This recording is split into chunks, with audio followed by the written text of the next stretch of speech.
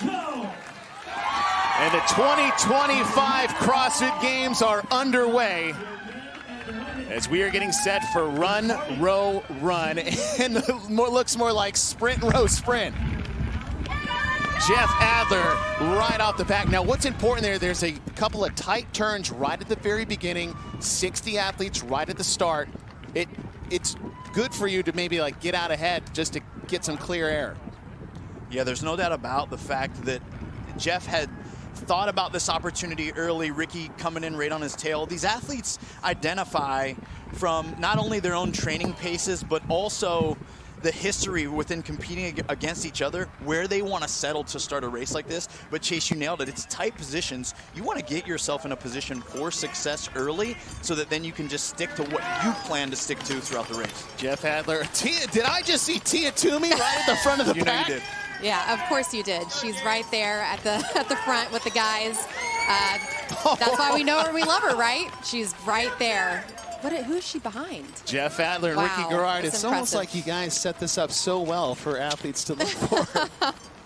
Well, Jeff Adler and Ricky Garrard are definitely looking over their shoulder. Tia Claire Toomey, your 7-time CrossFit Games champion, right there with them. And it took all but 300 meters for her to get to the back of the pack to the front, amongst all the traffic. Yeah, all the other women are just saying, well, see you on the other side, Tia. Yeah, and that's a bit of a consideration from a competitive standpoint, right, Bethany? Like, there is a strategy in which, of course, you show up with the desire to maximize your points and the outcome, but you also have to run your own race.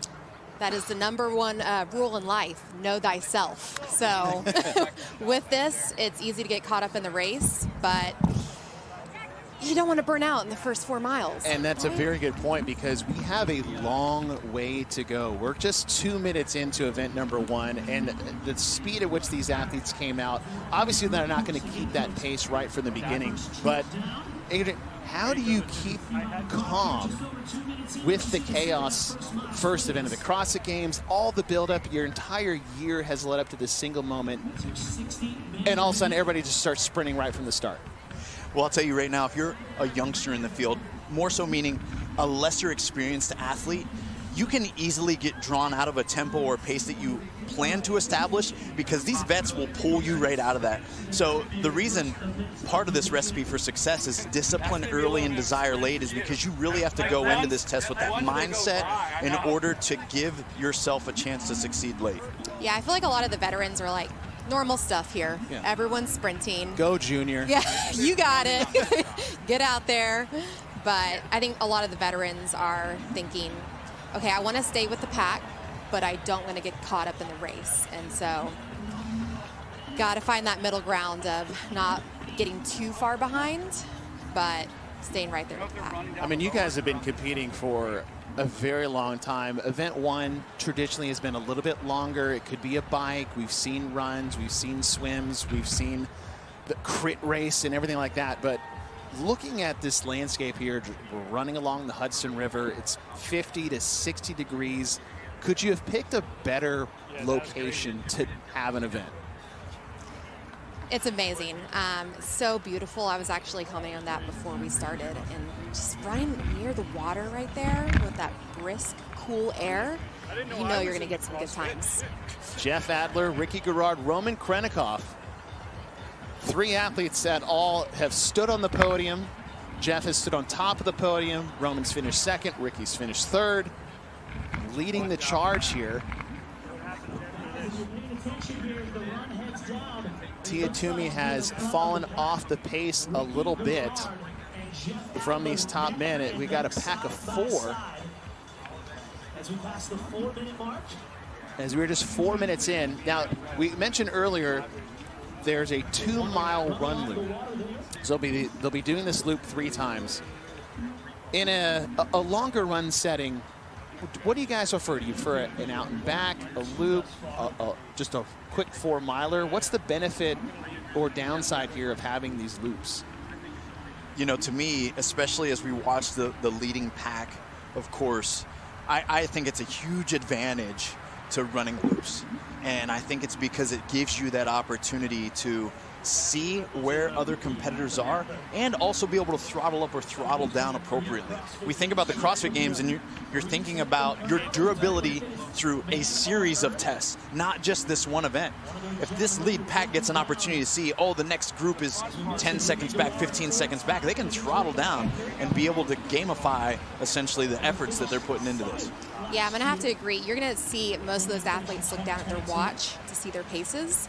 And on that 2-mile loop, they are going to check their paces to see where they're at. So without that loop, it's hard to know kind of where you're at and where everybody else is at. So it's definitely nice to have the loops going on. Speaking of nice, we talked earlier about the weather this morning here in Albany, New York. 57 degrees, low wind. Humidity is high, but with the cool air, you're not really going to feel it as much. 3 days ago, it was over 90 degrees here. So these athletes got very lucky with the weather this morning. They did, and even as on our way to the facility this morning, it was like, we're going to see some really fast run times with these conditions. It's a perfect recipe for some PR running times. Now, is that a perfect recipe for a trap? It could be. It's definitely, Adrian pointed this out before we got on the air, but you're going to get a little sore by running a little faster than you normally do. I tell you what, if this is a 2-mile loop, that's 6:05 for the turnaround point. That is fast. Now what's... Well, Chase, I got to call this out real quick. We looked, literally, we said 6:15 at the turnaround mark. Jeff Adler looks at his watch, immediately throttles back the pace. Ricky's like, whoa, what's going on? He slows down with him, right? Oh, like, yeah. and this is part of the gamification of a run like this and the endurance side of things where you're like, okay, let's check, let's keep each other accountable. We know what's about to happen. This last 2 miles, I'm running away from you. But right now, we got to check ourselves and make sure that we're sticking to this plan. Yeah, what, Bethany, what's it Got feel the- like? You hit the mile mark. I feel great. You see Yeah. the time, you're like, whoopsie. Been there, done that. I think 2018 was like that as well, the 800-meter runs that we did. And we were like, oh, no. But High School Musical's coming in. We're all in this together, so Nice. stay with your pack. If someone else starts slowing down that you know is fast, well, you should probably follow suit. You see your top three. You've got Roman, Ricky, and Jeff. Is Roman getting a little 5K callback from 2023 in this moment? You'd like to think so. You would like You'd like to think so. Chase is referring to a wonderful rivalry that we saw take place between Jeff and Roman back in 2023. Unfortunately, we watched Roman have to withdraw due to a foot injury and didn't really get to finish the CrossFit Games the way that we had hoped and aspired to watch that throwdown turn into. But him and Jeff were still going neck and neck at that point of the 5K run. So this is an opportunity here for Roman to step up and see what he's got. Athletes are working their way back, about a mile out and a mile back again. We said the laps are 2 miles long. They'll do 2 of those as we start with this 4-mile run. As Jeff Adler's looking over his shoulder at Ricky Garrard.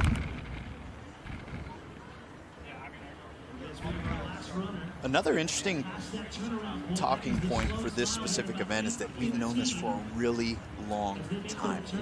We've known what this would include, the distances. Of course, the athletes didn't know the details on the route itself. However, when you have that much time, Bethany, how many times have you done this event? Are you breaking it up a bunch of different times into interval formats? I mean, it's almost like to an athlete's detriment. They've known this too long. Yeah, when you know the workout for a little too long, you start beating your head against the wall. But a lot of these athletes are going to test it out and then do intervals of this. Obviously, they're going to run outside too, just because the terrain, it can mess with you. We saw Adler kind of roll his ankle just a tiny bit a second ago. So it definitely makes a difference running track compared to on the cement terrain. Although I have actually rolled my ankle on a track. I'm not boasting my athletic prowess right now with that statement, but I feel like I've had to come clean with that one. It was one of my more embarrassing moments as a, quote, athlete. And Adrian, you nailed it, that this is the earliest event announcement we've ever had at the CrossFit Games. This event was announced May 20th. They have had over 2 months to prepare for this. This was during the qualifying stages. So people knew what the event was before they even qualified for the CrossFit Games. Yeah, it makes it unique, and it makes it a little bit more of a psychological hump for a lot of these athletes, especially not necessarily the ones that we're watching take the lead and roll from the front. These guys have been pumped about the announcement from May 20th. However, there's a pack towards the back that have been dreading this day and are now having to live this experience out, knowing that they're going to be in a deficit from the points perspective. So it's unique when you know a test this long, but we're watching it. These guys are nailing it to a T so far as they get ready to make their way back towards those rowers. We have Jeff Adler, Ricky Garrard, starting to pull away a little bit with that chase pack headed up by Roman Krennikov. There's two other athletes with him. We're trying to figure out who these top 5 are going to be, but Jeff and Ricky. As Ricky takes a look back. Yeah, I'm excited to see what their 2-mile pace is at, what they're going to do, too. Are they going to reel it in a little bit more, or are they going to speed up after these first 2 miles? Right. So just got word, it's Roman, Hatfield, and Bosshard. So your top 3 so far, as Jeff and Ricky got about a 30-meter advantage on the chase pack, headed up by Roman Krennikov, but Austin Hatfield and Colin Bosshard are in that chase group. Austin Hatfield took 10th last year as a rookie at the CrossFit Games, but a lot of chatter out there is that this guy has potential for not just podium, but maybe a win here at the CrossFit Games. Yeah, what we've seen from him, and from a mentality perspective, it seems like he's got all the pieces there. And this is going to be a great weekend and opportunity for him to actually be able to put that on display. Having a strong start in a long endurance event like this, with the capacity that we've seen from him when he gets into what we would categorize as traditional CrossFit, this is going to be a great way for him to start the weekend. We have Jeff Adler, Ricky Garrard at 11:37 on the first lap split, followed by Roman Krennikov, Colin Bosshard, and Austin Hatfield. Huge gap, about a 9-second gap between them. They have Jay Crouch and Tia-Claire Toomey, so training partners, proven crew, fellow Australians. And for them right now, there's comfort in this, knowing each other's running paces. They train together in the build-up to the CrossFit Games. This makes a very nice and familiar experience for these athletes to start the weekend. They can push one another. They can pace off one another. It's a great spot for them to settle into the second loop. And then, of course, understand that the rowers are looming. So Callie and Souza, Jason Hopper, Harry Lightfoot, Sprague is in the mix there. Your second place female is Amy Kringle, followed by Lucy Campbell and Haley Adams. Yeah, that's pretty impressive. We have some fast times going on. I will like to see how they do on that last 2 miles after the 3K row. That's right. Tia-Claire was at 12:06. Amy Kringle's about 17 seconds behind her, with Lucy Campbell and Haley Adams 7 seconds behind them. So same gap spread we've seen, at least for the men and the women's side, between the top leaders and the chase pack. Yeah, and this is where 13 minutes into event 1, reality starts to set in. And I mean that from a perspective of, hey, it was all fine and well. Adrenaline dump was strong. We kicked off the CrossFit Games. We were all excited. And now we're left to the psychological and physiological tolerances that we've established all year through our training. And so now we're going to start to see who paced that first lap right, and if there's any significant change in the chunks of distance between the leading group and the following packs or not going into the rowers. Yeah, you're going to find out a lot about yourself after that first did you pace it correctly? For better like you or were worse, saying. that's Yeah. right. And then, because of all the training that you've had leading up to it, if you did push too hard, can you just hold on? And that's a tough spot to be in, Bethany.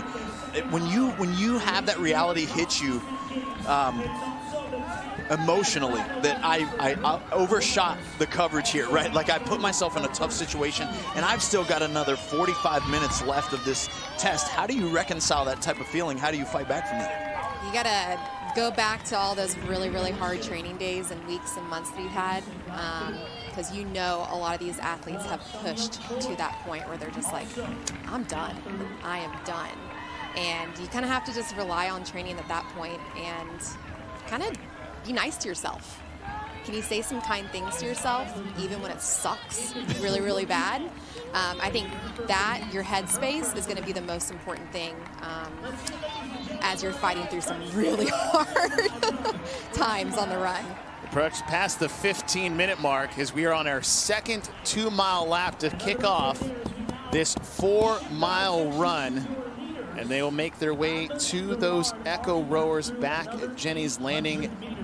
Jeff Adler, your 2023 CrossFit Games champ. We have 3 CrossFit Games champions on the men's sides in this field. Your last 3 with Jeff Adler, James Sprague, and Justin Medeiros.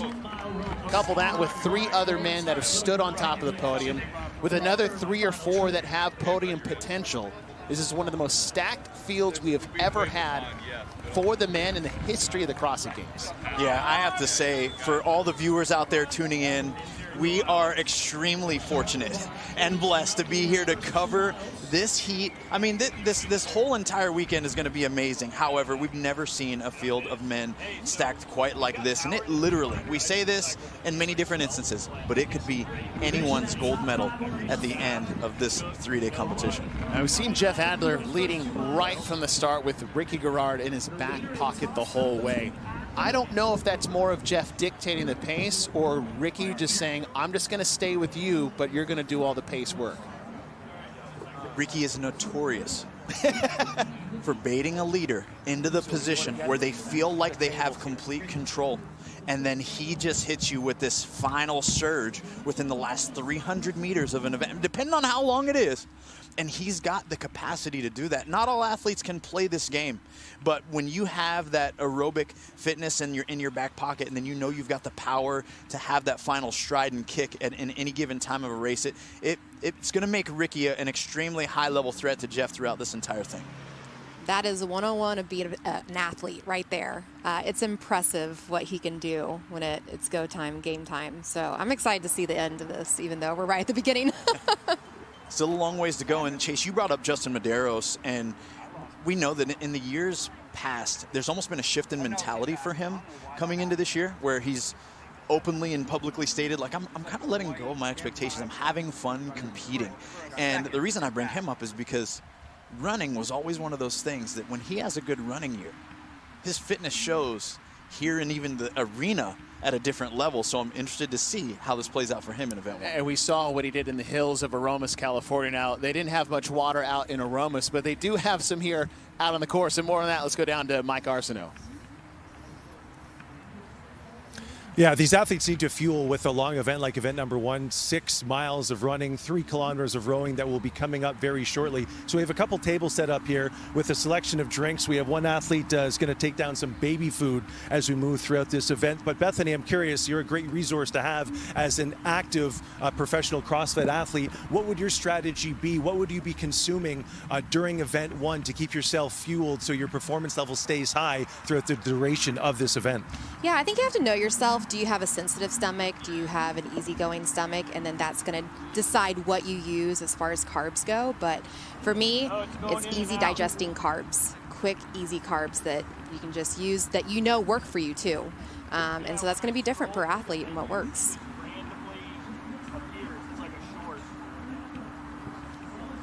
Yeah, I like that. I love to use the same kind of strategy. I think it's really important for us to consider, a couple things like, is there electrolytes in those drinks that they're taking down? And then also, in the training building up, I mean, there's probably a lot of athletes that love endurance sports tuning in to watch these big, strong athletes. Our athletes carry a large amount of lean body mass, and that's also a different consideration when they're out there doing these long endurance events than even traditional smaller framed endurance athletes, right? So they've got to stay hydrated and they've got to make sure they're getting enough electrolytes to be able to perform at a high level all the way through. Well, another thing is, like, I hope you've prepared for something like this. Today isn't the day to just start pounding goos or or something that you've never tried before. Yeah, I was gonna talk on that, and it's so important. It's not about today, but what did you do yesterday? What did you do the day before? and what have you been doing during training, because it's not just one event they're doing. This is a marathon. They got 9 events that they're competing in.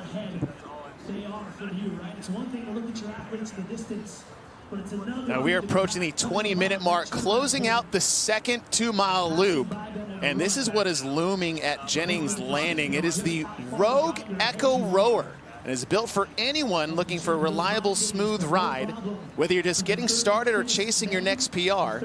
It's a precision-calibrated flywheel, delivers consistent resistance, and the quick-release foot straps make it easy to get in and out. When you're done, it folds up and rolls away on oversized turf tires. So no matter where you're training, the official rower of CrossFit and the CrossFit Games, something to that point is that it is never been used at the CrossFit Games before.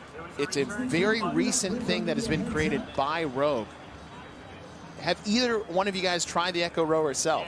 I got to be honest, I've never used one. Not yet. Not yet. So definitely something is like, hey, listen, if you're not used to this piece of equipment, they say it's very close to what the Concept 2 rower has been. It's been at a traditional, a staple piece of equipment, not just here at the CrossFit Games, but in CrossFit affiliates all over the world. And, if you've never been on one of those, it may play a little bit into how that 3K goes under. I think that's a part of the CrossFit Games and the beauty of it, right? You have to be an athlete, and if you've never used it before, you got to figure it out on the fly.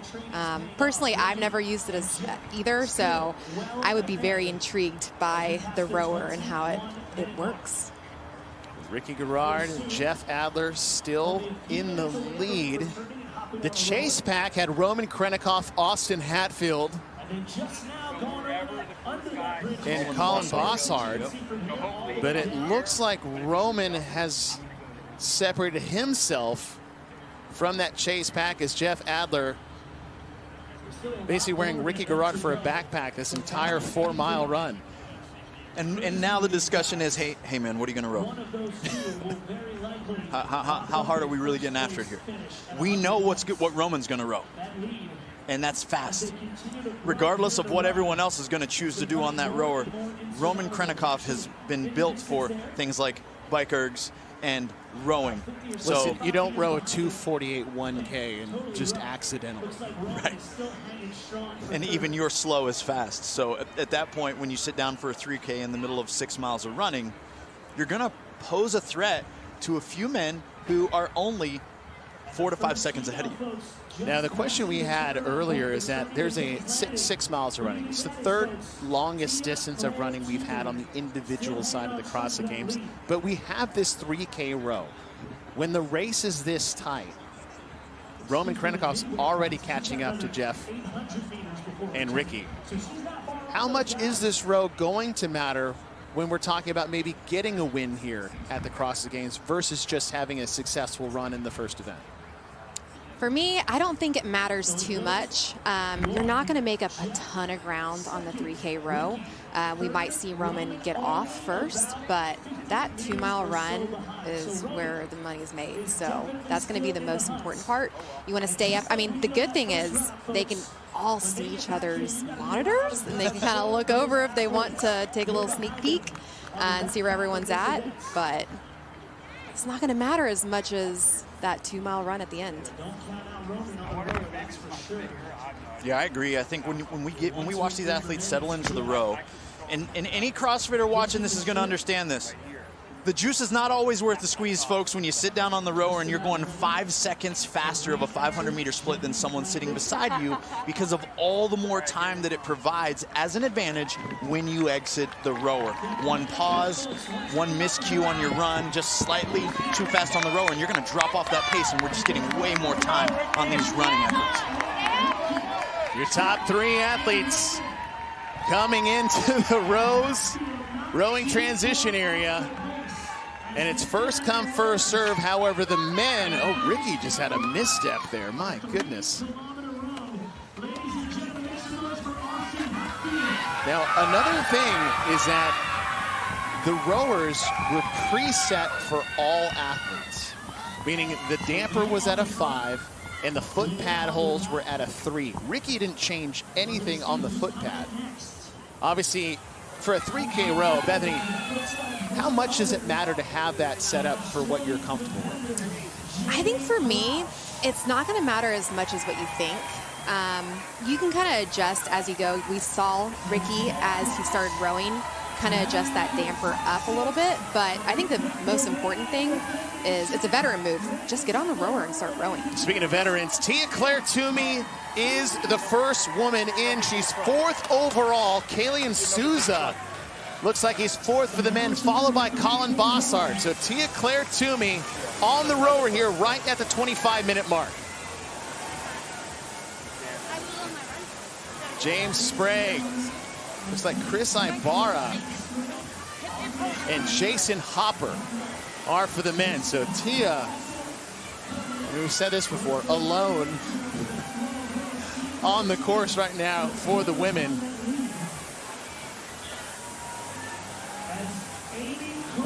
Now it's nice here.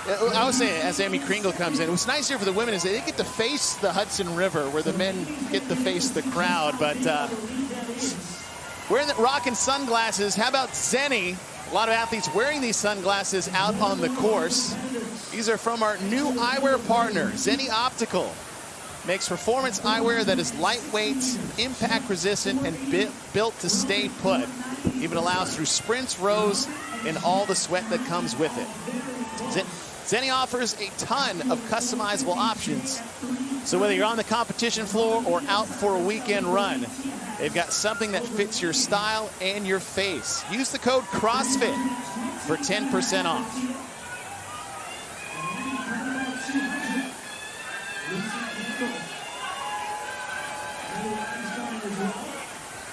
Jake Crouch, Austin Hatfield. And the order of the men that came in will be the order on the row. Jeff Adler is just behind Ricky. Now, Ricky had a little bit of a stumble. I don't know if he had twisted his ankle or not, but coming into the row, but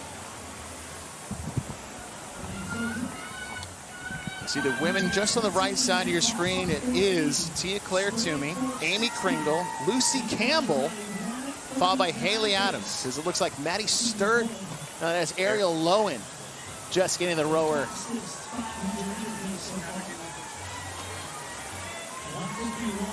Adrian, we spoke earlier about the depth of this field on the men's side and the number of champions we have. 3 champions over the last 3 years. One of those men is James Sprague, who is your 2024 reigning and defending CrossFit Games champion. That's right, James coming in, fearless mentality, really knows that he's got something to prove. Coming into this year, even as the defending champ, some people have counted him out, almost gave him a little bit of, yeah, he won it, but it was 2024. And so this year, James comes in with a bit of a chip on his shoulder, even after racking up wins at Wadapalooza and some very big events with some stout competition. I know that he's focused and comes in with that grit mentality that he won the CrossFit Games with last year. Another athlete, thought about pressure or a lot to prove. Jason Hopper burst on the scene back in 2022, won the MAC back in the day, and there's been a lot of pressure, I think, put on him and maybe put on himself about being maybe a podium contender. Yes, we've heard over and over again, he wants it. He wants to win. He wants to be on top. Do you see that veteran move right now that he's doing? Looking over at the rower and seeing what the other paces are around him. It's not a bad idea, but he wants to win this weekend.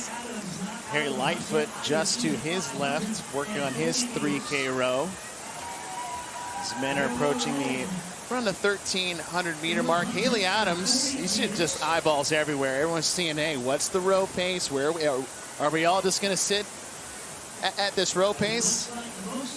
Yeah, and Haley's one of those women who is going to be able to row strong enough to put herself in a threatening position. I think this is the key with the row for all these athletes that are coming in around that top 7 mark with on the side of each sex, is that they want to exit the rower fast enough just to propose a threat on those athletes ahead of them for the final two miles. Again, we are using the Rogue Echo rower, which is the official rower of CrossFit and the CrossFit Games.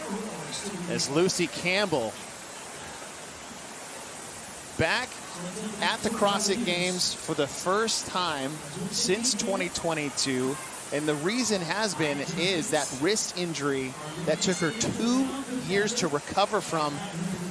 And now she's back here at the CrossFit Games. Yeah, a lot of doctors told her that she wasn't going to make it back, that she couldn't do this anymore. And so I love those stories. I love it when they're like, I'm going to prove you wrong.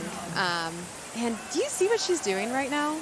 That's kind of a veteran move. She's got the towel on because this rower, it gets sweaty. You can actually get blisters on the rower with the handles when you start sweating a lot, and you can tell they're sweating a lot. It's humid out there, but we're excited to see what she does this weekend. She is fit and she is ready to go. I mean, talk about resilience. 2 years, and again, just to recover. She wasn't sure she'd ever be able to hold a barbell in her hand, let alone stand on the competition for the CrossFit Games. And Lucy's a wild card this weekend that has podium potential. No doubt, Chase, she doesn't have a lot of glaring holes, and that's what you're looking for in an athlete that has this kind of grit, tenacity, and consistency, is that can she bring it together on a long event where she can really have an opportunity to create a buffer between her and others in regards to points and establish through the weekend. This is going to be big for Lucy. T. Claire Toomey leading the charge for the women, 7-time CrossFit Games champion, looking for 8. Amy Kringle, just to her right, is closing the gap on Tia. Less than 100 meters between the two of them. Lucy Campbell sitting in third. Lucy Campbell came back to competition in the off-season, won her first event. Came out in Wadapalooza this year earlier. Won that as well. Roman Krennikov, who is probably the best rower in the field and has less than 1,000 meters left. So Roman, who is sitting in third after the 4-mile run, closed the gap significantly on Jeff Adler and Ricky Garrard within about 3 seconds. Yep. And that's what we expected from Roman. And so now the storyline builds as Roman coasts into his final 1K here on the row. Is this going to lend himself any type of advantage over these two great runners that are ahead of him? Not that Roman can't run, but is it going to be enough to put Ricky and Jeff back behind him? Just got where that Amy Kringle, I mean, you can just see her in the back in the pink cranking on that row. She was significantly behind Tia on the run. And she is closed within 50 meters on the 3K. Now, the question is, Bethany, we said, is the row going to matter? It can matter. You don't want it to matter in the wrong way. Correct. And, you know, I was thinking about it with Amy. She is a really good runner, so I don't know if she can get ahead. And that's a key aspect. And that's a key thing to consider. It's like the rich get richer in some circumstances where a good runner can risk it more on the rower because they trust themselves and they've proven to themselves time and time again, not just in training but in competition, that they can run well under fatigue. So that could be something as an advantage for her. And Amy's fearless, too, when it comes to just going out and kicking butt. So I'm excited to see how this 2-mile run ends up. We've already started with a 4-mile run, 2 2-mile loops. So going out for the third time, you start to pick up.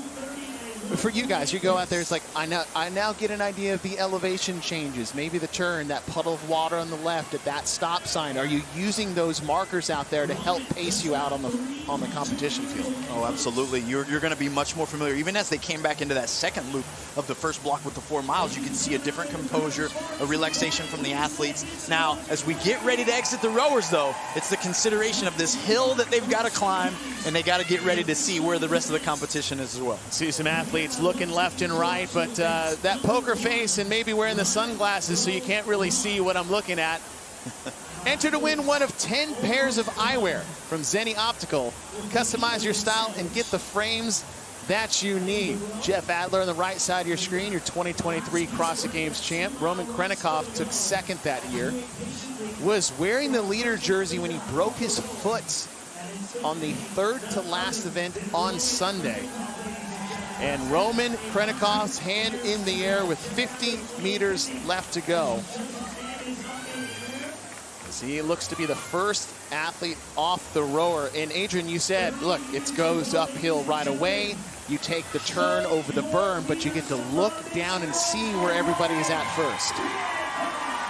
Yeah, and so Roman's going to try to gather himself, build some speed up and around this turn, because he's going to run into an incline that he's actually got to climb, and it's going to give him some advantage to doing that, but then he's going to get a clear shot and a view of who's still on the rower. Well, there's clear shot, and then there's being able to see who you're clearly chasing. The advantage a lot of times in foot races, especially on a course like this, is to get out of eyesight of the person trying to chase you. Yeah, you want to get as far as possible, as quickly as possible. It's called the heartbreak. Yep. And you want to break some hearts right away. So building that gap between you and your competitors is super important. Roman Krenikov, your leader for the men, past the 35-minute mark, a 2-mile loop left to go, with Jeff Adler now trying to chase him down. And they're getting a little bit of a decline right now. So they're running down, being loose with their running. That way they can be ready to go on that flat. Krenikov has basically the biggest lead we've seen out here on the course. Obviously, you're going to pace a 4-miler out buy-in than a little bit more than your 2-mile finish, but we still have that turnaround point, so you're not only going to get a better idea of where people are at, who's chasing you down, because at the moment, you just got to hope you've got enough in the tank to keep that lead. Yeah, and this is where we're really starting to see the recipe to success come together, right? Like, did they stick to the disciplined paces early in the race? Was the 4-mile to plan? Was the road to plan? And now this is where desire simply sets in.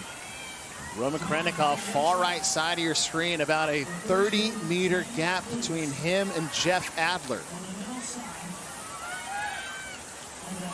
A bigger gap than Adler had on Roman on that first 2-mile loop. And Roman closed the distance on the second one. Hand in the air for Tia and Kringle. So Kringle has made up almost 10 to 15 seconds on the row as Justin Medeiros gets off the rower. And look, I know you said Amy's fearless, but man, it's different than not being afraid of a nurse shark and a great white shark. So, you know, you're off the rower with the 7-time Crossfit Games champion with a 2-mile race to the finish line. You just got to go. It's time. It's go time. This is your time to shine out there, Amy. So you got this. You could take it one of two ways, right? You could take it as it's like, oh, this is, you know, I'm racing the best and this is intimidating. Or I have an opportunity to do something very few people have done in this sport, and that's beat Tia-Clair Toomey in an event. At anything. That's right. Yeah, beating her at anything is a statement at large, and for her to get off the rower with this intensity and, of course, the audacity to think like, okay, hey, here's the champ. I'm trying to run her down. I'm going to make a statement here in event 1. It's a wonderful thing to see. We're here to watch athletes compete, and that's what they showed up to do. Hand in the air for Lucy Campbell. So Lucy still holding on to that 3rd place position as the hand in the air goes up right for Haley. You're watching that body language from some of these athletes. Lucy getting off, trying to find her foot stride and foot strike. Tia has, on the right side of your screen, Tia has pulled ahead of Amy just a little bit, but we still look, 2 miles is a long way to go after 35 minutes of rowing and running. Haley Adams off the rower. 4th overall in this event for the women. And on the left side of your screen, Roman Krenikov making his way to the turnaround point. That's going to be huge. You get a real good idea of who's chasing him, how far away they are. And depending on how close or how far, it might be a boost of energy for you at that turnaround.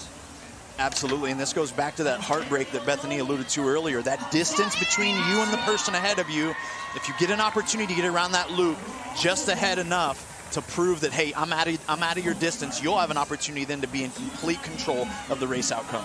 Run, row, run. We've already done a 4-mile run. I say we, they, the 4-mile run, 3,000-meter row.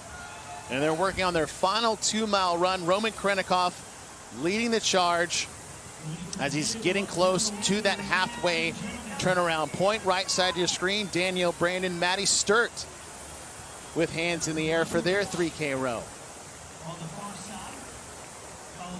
Approaching the 40-minute mark as Danielle Brandon on the right side of the screen is done. She got off that rower with a pretty fast transition right into a quite fast run. So that, from a body language perspective, shows a lot of positivity. Same with Maddie. Yeah, they're feeling good. Yeah. Which is impressive after 4 miles of running and a 3K row, and they're going up an incline.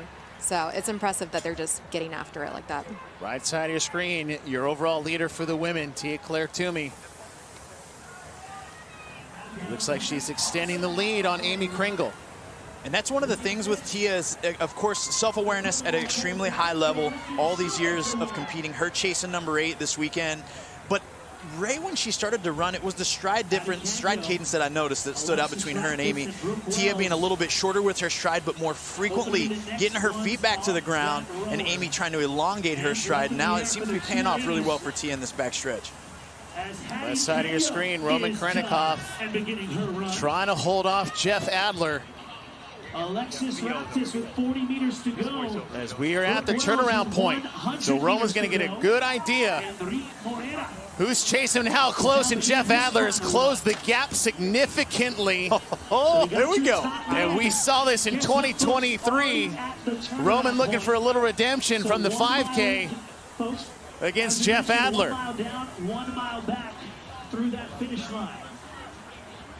Tia looks alone on the right side of your screen. Let's go down to Mike Arsenault, who's on the course.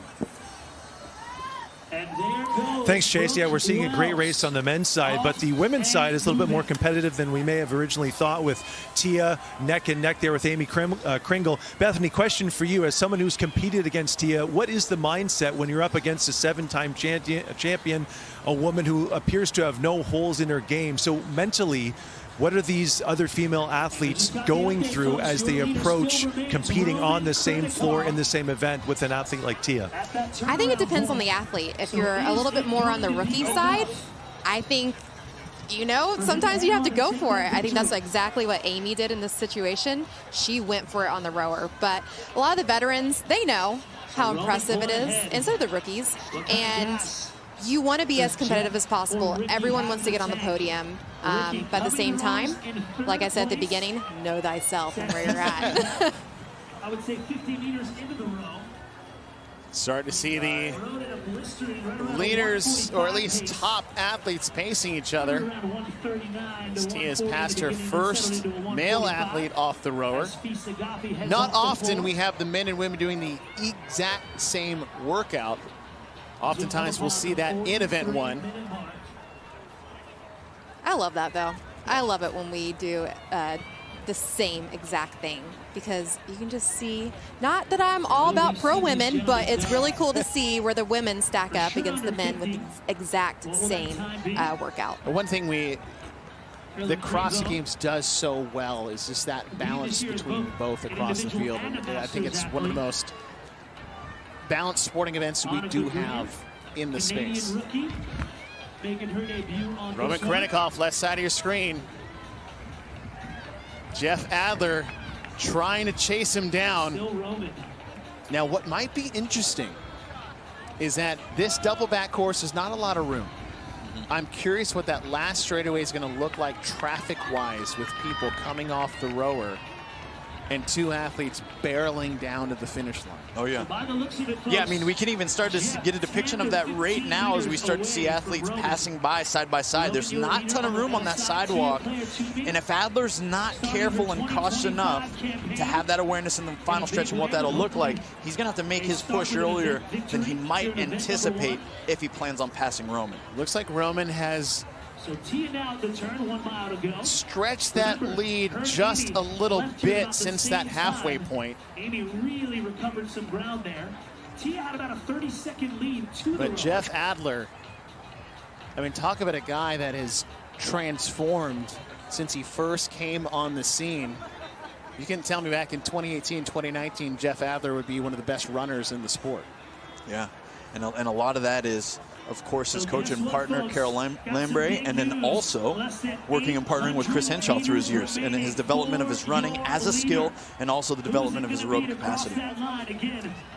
Yeah, I think that was pretty impressive to see when he started getting a lot faster and running a lot more. And there he goes. Uh-oh. Wow. Jeff, oh man, that is a, not only did you just pass him, but pass him with speed. Oh, yeah. Almost as if Roman decelerated. That's how fast Jeff accelerated around him, which at this point in a race, to have that kind of kick, control, and power in your stride, that is practiced and predicted. Can Roman respond? Jeff Adler takes the lead. Not a lot remains distance-wise for these athletes. We're just past the 45-minute mark. Adler has passed Roman. You can see Roman's got someone chirping in his ear, trying to run with him on the sideline, try to stay with Adler. The real MVP there, whoever that is, just supporter, coacher, cuer, whoever that is. It's like we're getting a great mix of some fans and some coaches along the path, giving people shout outs, giving people times to hit and splits, saying, hey, so-and-so's behind you here, so-and-so's there. That's a great help when you're out there in the middle of a grind. Jeff Adler makes his move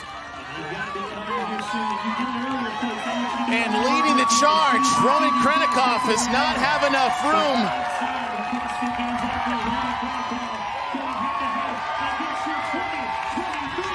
And your 2023 CrossFit Games champ takes event 1 of the 2025 CrossFit Games. We're impressed, but we're not shocked. Roman Krennikov takes second. Ricky Garrard will round out your top 3. And we may be seeing this and saying this all weekend long. Garrard will take third. What a pass by Adler. Just a cat and mouse game out there. Yeah, it was phenomenal. Literally, like we mentioned, it was practiced and predicted. He knew exactly what he needed to do to end up in first place. Tia Toomey leading the women. What a gap between your top 3. Tia is making her way. It might be the last time we see her in a color other than red and white this weekend. It's Austin Hatfield is trying to hold off Jay Crouch. So Jay Crouch has made a bit of a move on the second half of this event. Great start for Austin Hatfield. He started very, very slow last year at the CrossFit Games, a place outside of 30th. And to take a top 5 in an event that usually gave him a bottom 5 is huge for Austin Hatfield. Absolutely huge, even for he and Jay Crouch coming across the finish line now. But for Austin Hatfield to understand what events are known, what is coming up in the Coliseum, this is a great way to start the weekend for him. Kalyan Souza. Wow. Look at a top 6 finish. James Sprague looking over his shoulder. Your 2024 CrossFit Games champ. James Sprague just did a half Ironman a few months ago leading into the games this year. Great way to prepare for a long event just like this, which we know, hey, at some point, we're going an hour or close to an hour at the CrossFit Games. It's important to test these long time domains outside of the scope of what we normally see in that 12 to 15-minute range, and that's a great way to prepare for James. Jason Hopper.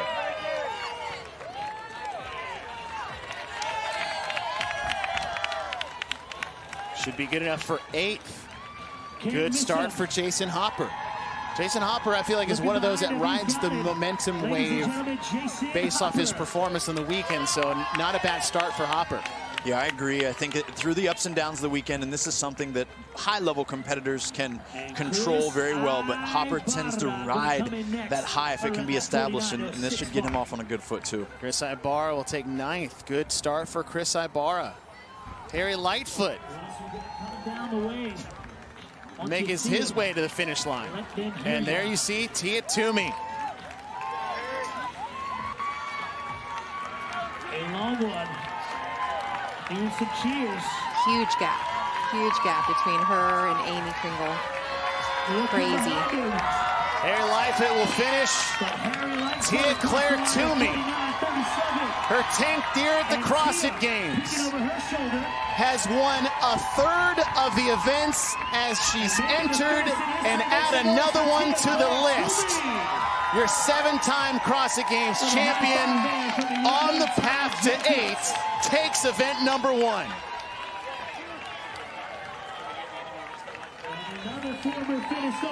Well, high five to rookie Ty Jenkins.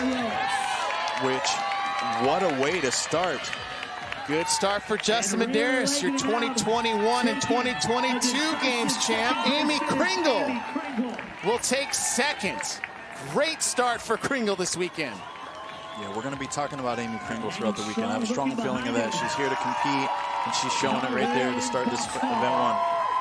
Colin Bosshard is in. And another cheers continuing, folks. Rookie this year, Isaac Newman. Asking for some cheers. What do you say, folks? Good start for the rookie. 44 unofficially. When you see the athletes pumping up the crowd on the entry, they're fired up about their finish. Isaac. Dallin Pepper stood on the podium last year in 2nd place. One of those athletes we are looking at this weekend to not only repeat a podium finish, but possibly stand on top of it this year. Won the Games 3 times as a teenager. We have 6 Games teen champions now competing in individual competition this year between the men and the women. As he gets it done. And then also Tiago Lucis is in. Zanoni's done. And here comes Lucy Campbell. So Lucy Campbell, welcome back to the CrossFit Games. That's a 3rd place finish for Lucy Campbell. Tudor Magda is coming in. Haley looks like she's running away from the cops. Yeah, she's cooking.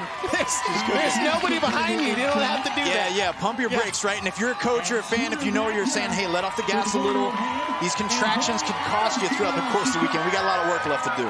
Haley out here seeing ghosts, but that's a good finish for Haley Adams. It's a good mental win, though. It I is. think when you do that, it's a good mental win for yourself. Looks like she's trying to hold off Ariel Lowen. Ariel Lowen closed the gap pretty good. Her running has gotten significantly better. That 5K that she did a couple years ago. We got another one. Amazing. Yeah, not only is her running getting better, but she's getting stronger. So when we talk about checking the boxes, there's Bill Leahy across the finish line. That Achilles injury that he had. The turnaround that Bill Leahy has had in the last year from that, as you said, rupturing his Achilles, trying to qualify for the Games last year, qualifies in the same year. It's incredible. Miriam Von Rohr is in. Yeah, background in endurance sports. Von Rohr, the winner of the CrossFit Open. We wondered, how would she perform in competition live in a field like this? But it's a great way to start the CrossFit Games in 2025 for her. Maddie Sturt is in. Where is Danielle Brandon? I thought she was 4th off the rower. Hope Mertens is in. Janikowski, Maddie Sturt, and there's Danielle Brandon. Legging it out, Abigail Tillman and Gracie Walton. Jenny Muir, Yep. Abby Domet. Staying in that 1, 2, and 3. The next 3 Gracie to finish Walton. up. And Mert, Jen, no one around her. She will close it out with a time of 53:47.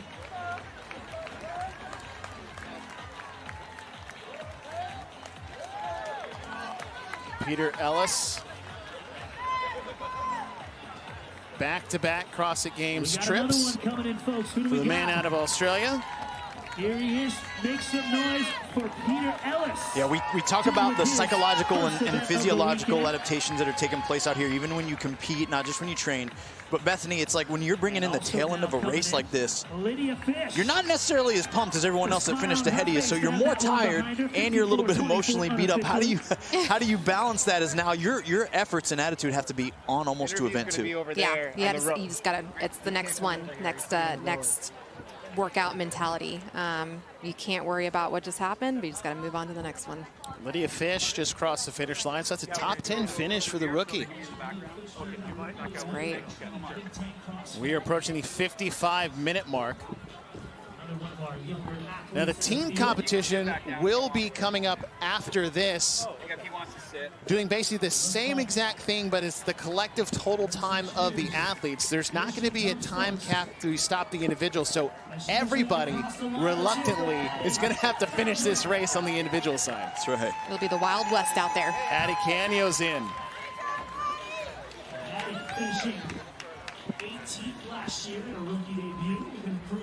These are all amazing times, though.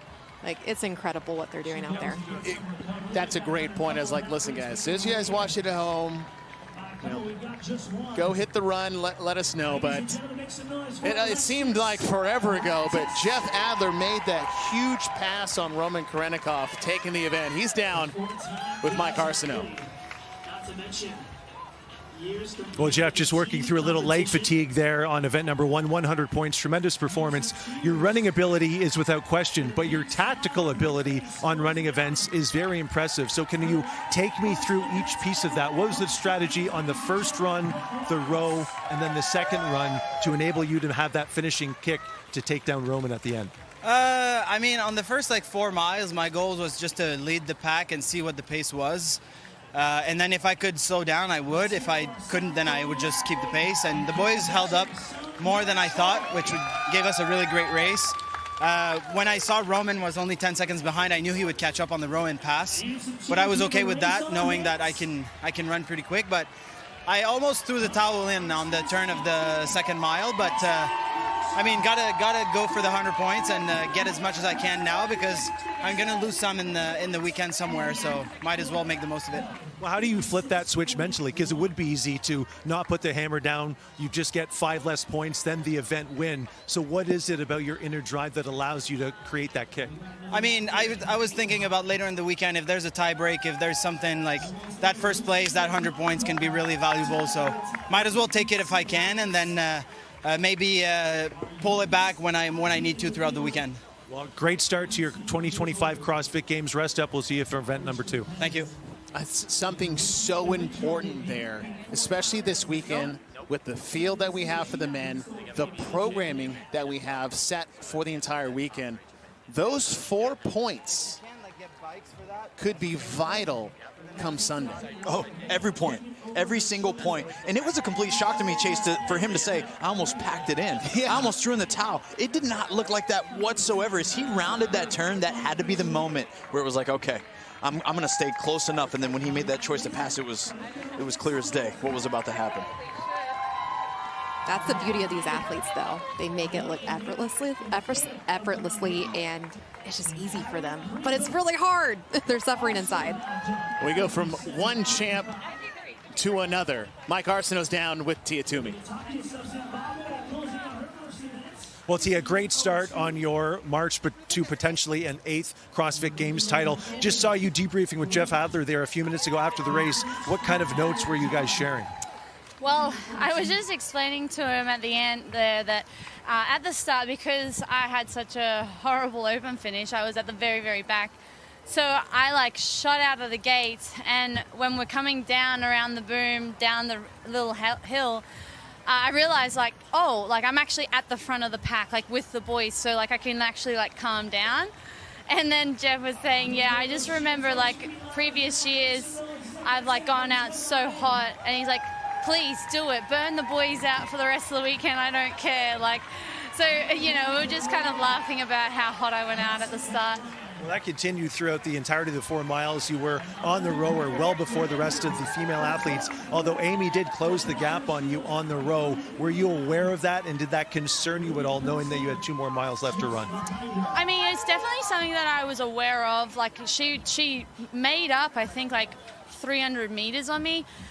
And, you know, I knew that that very well could be a possibility for some of the athletes that may be stronger rowers as opposed to stronger runners. I just knew that, like, as long as we got off the row the same time, I'm more often than not could actually probably run a little bit harder than the rest of the field. So, honestly, didn't let it catch too much up, like just stay to the game plan. I can't control how fast or slow they go, so it was just a matter of staying in my own lane and making sure, like, you know, when the commentator's calling out where we were, just being engaged on where they are, and we got off at the same time, which gave me a really solid position to, like, run out the heavy legs and get back in the lead. You've had a major endurance focus on your training throughout this CrossFit Games season. I'm curious, do you think 2025 Tia would have fared better than any other version of yourself on this event? Yeah, I think so. I definitely think that my running is stronger than what it has been in the past.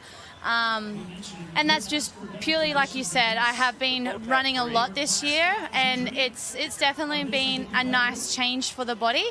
And, you know, we'll see for the rest of the weekend if it has you know, changed anything else in my abilities, but I definitely think that I would have given previous Tia athlete a run for her money.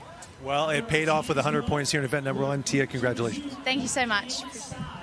Congrats to Tia Claire Toomey. Here's a number for you, 55. 55 event wins at the CrossFit Games as an individual for Tia Claire Toomey. That number doesn't even seem rational. Yeah, that's scary. I think it's also scary that she said that her running is stronger than it was in the past, because she was already significantly way better than most people. So it's scary what she does. It really is. And it's also interesting to see is that she almost got out of her own game plan because she was so frustrated of where she was and that she took off so early, a little bit outside. Actually, 42 wins. Sorry. 42. It's still and again, which is still ridiculous. Completely irrational, again, in my own mind. 42 event wins. As, of course, we're watching these champs be champs. They're already onto their cooling down. They're getting their mind and their body prepared for event 2 to come. But even in that interview, Tia alluding to the fact that you don't have control over what other competitors do. Jeff shared the same thing. Hey, I wanted to see what the boys would do. The boys came out to compete. They held faster paces than I thought. I almost packed it in, right? But what you're getting a layer into, which Mike is so good at unveiling this mindset of these athletes as he gets into these interviews, is that there's levels even to the achievement that we see here. It's not just physical prowess. These athletes that we often see at the top of the podium are also the most intelligent and self-aware in the competition field. See Jeff Hadler and Tia Toomey talking to Dave Castro, the director of the CrossFit Games, who concocted this event. As on the right side of your screen, I believe that's Bronislav Alenkowicz. Should be your last male athlete still out on the course. Chase, anyone still looming on the course, as we understand, True Fitness has a compromise, right? Anyone still looming on that course is really excited about maxing out their back squat. Let's just be honest. Let's just call it what it is. Yeah. Right? It's give and take. It's a little give and take. and a little take. And anyone that's still out there is likely really excited about the back squat. Oh, yes. And they knew this wasn't going to be their cup of tea. But Bronislaw got some of the best-looking calves I've ever seen in sports overall. And so he's happy to get that run all wrapped up. Big Bron is in. Qualified earlier this year. 36 years old. He's competed in the Masters division as well. It's amazing. Amazing to have that qualification under your belt to be in the 35 to 39 age group category in the pursuit to be the fittest on earth, and then be able to still punch your ticket here in this division. It's phenomenal. Now, You can see the teams on the left side waiting in the wings. Probably looking at body language and posture and just, all right, how bad was it? Oh, yeah. Oh, yeah, if they know anyone that's coming off the field, absolutely. Yeah. We're doing that with every heat that goes on, every workout. We're like, what do they look like? What's going on? People will tell you, too. They're like, that one sucked. Or, no, that was great. It'll be easy. You ever walk off and be scary. like, oh, so bad? It's like, it was fine.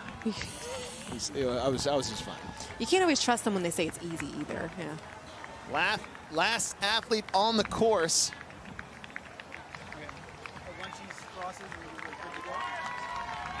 That cheer tells me something. This is your final competitor of event 1 in the CrossFit Games. Ladies and gentlemen, cheer her across that line. Is it Mija? As Luisa Marquez. And ladies and gentlemen, keep that applause coming. Big round of applause. So for that'll all your wrap up the athletes. individuals. In that first heat, we've had reseeding after every event, which is not as common as we've had in years past, which is a big, big deal when it comes to the overall competition. And in lane number 4, for more on Caroline Prevost, let's go down to Mike Arsenault. Thanks, Chase. Carolyn is actually the oldest competitor in the women's field at 35 years old. She's also the only woman who competed as an individual back in 2018 when the East Regional was held here at MVP Arena. She actually wasn't aware of that stat when I told her in the warm-up area, and she went wide-eyed and said, wow, I can't believe that. I didn't know that. And she was just so proud of herself, of her longevity in this sport, as she's retired as a professional hockey player, but her CrossFit career is still bright, and she's still very competitive here as one of the top 30 fittest women in the world. And we'll see for the rest of this weekend if she can make that climb up into one of the higher heats. And Prevost actually getting a backfill from the NorCal Classic because Alex Kazan's unfortunate injury. Olivia Kerstetter sitting in 28th, but this is where she's going to start to climb up the leaderboard.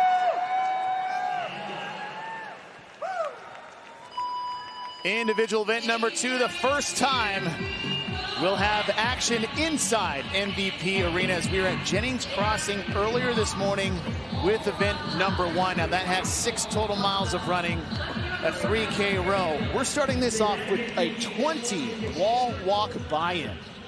Yeah, and these wall walks, a very challenging movement we saw introduced into the CrossFit space all the way back in 2021 in the Open. Very unforgiving.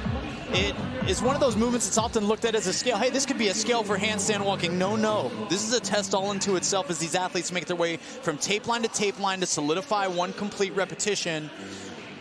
And it is a traumatic test to the midline and also the shoulders. Which we have a lot of after the buy-in. Claudia Gluck making her 2nd consecutive trip to the CrossFit Games is out early. They'll do 10 wall walks on one board, and then they'll advance forward for their final 10. And then once they're done, the race is on. And Adrian, there is not a lot of time to get the race done because this is a tight time cap of 10 minutes. Yeah, it's a tight time cap, Chase, and this is why there's a lot of pressure involved in this specific event. The way it's laid out and all crossed up is really simple.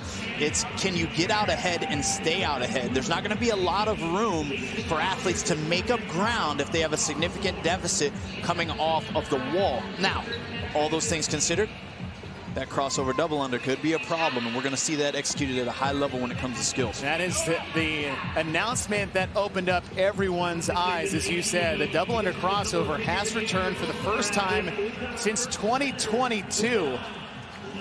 As Claudia Gluck is off the wall, along with Olivia Kerstetter. Kerstetter, one of the strongest athletes in the field. When she was a teenager winning the CrossFit Games, there was a 1-rep max snatch at the CrossFit Games. She had the highest total, more than the individuals that year. Yeah, her physical capacity goes beyond a lot of people's even imagination for a young woman, especially her age.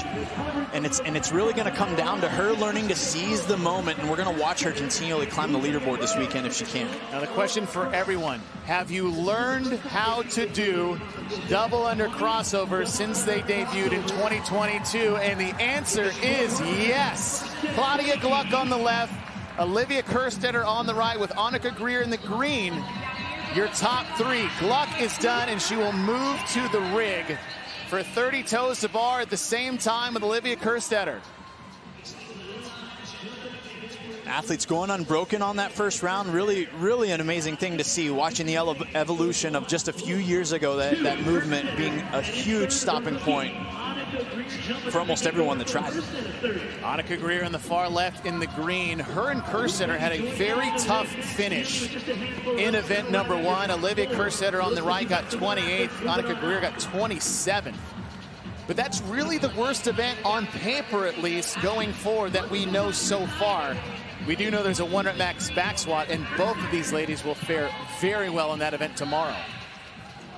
Kerstetter being one of the first athletes to break there, but then right back up to the toes to bar. I think this is important. There's going to be 60 of these in the workout. Some athletes will be able to do them in really large chunks, like we just saw Gluck do, drop down unbroken for 30, and others are going to drop down more often and take shorter breaks. Back to the second set of double under crossovers for Claudia Gluck. Built for speed, control, and performance. Whether you're chasing your first double under or crushing workouts like a pro, there's a Bilitis rope for you. Grab yours now and level up your training. Gluck is done with her 20 double under crossovers as she will advance to the dumbbell. 70 pounds on the dumbbell. Now with this shoulder to overhead, there's a very important nuance when it comes to the standards of which they're being held to today. Yeah, you got to keep that other hand away from the working arm, which means once you get it up to your shoulder, the working arm's the only one that's able to really make contact with the dumbbell. Even re-racking it with the use of the other hand will result in the athlete having to bring it all the way to the ground. Claudia Gluck opting with the left arm. There is no mandate as far as how you use it, how many you do on each side, but if you do break, you must switch arms at the bottom, so that dumbbell has to come back to the ground. Kerstetter is done with her second set of 10. 20 more double under crossovers for Kerstetter and Gluck. Annika Greer at the top of your screen in the green, as Gluck will have her first miss. This is where we start to see that accumulation of fatigue in the grip in the shoulders, Chase. The double under crossover debuted in 2022, but there's only 25 at the end of a gymnastic medley event, and very few got to it, even fewer got to accomplish it. But it's no surprise to see the comeback a couple years later and see how well athletes have figured out this movement.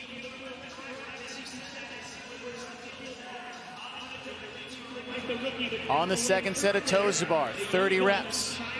Are you surprised to see more people struggle on this on the second round than on paper it seemed pretty benign? Yeah, I would say no. I understand that because of the intensity of especially the wall walks that really start this event, I think it's unique in regards to once that moment finishes, although you feel good for the next 90 seconds or so, that blood accumulation and workload really starts to accumulate a ton on your grip and your shoulders. And so, one, the breaking up of the toe bar was expected here on these final 30, but now we're really going to see how well did they manage their self-control early so that they could shine late. Claudia Gluck still holding on to that lead, had a few misses on her last set of double under crossovers, and there is another one. 20 reps here until we get to the final 10 shoulder to overhead. Annika Greer still holding on to that third place position. Now she's actually moved into second and could be fighting for a first place position as she is trying to track down Gluck. Huge opportunity here. Claudia Gluck, left arm on the last set. She may be going all right on the third, but Annika Greer is trying to chase her down. Whoa. And that's what we were talking about, Chase. You got to lower it to the ground. Gluck takes the heat at a time of 7:06.90. Greer will get second. And it looked like Greer was going to chase her down, but a little stumble, and then once that hand comes in and makes contact, that dumbbell has to come back down to the ground. Kerstetter is in.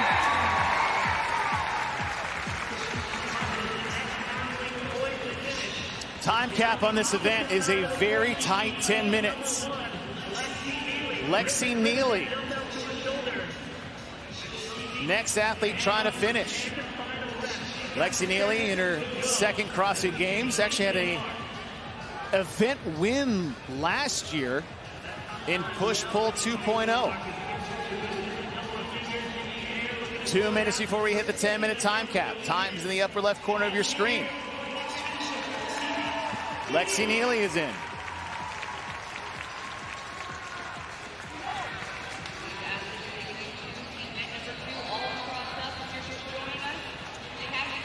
Christina Lividakis, qualifying out of the Rebel Renegade Games out of South Africa.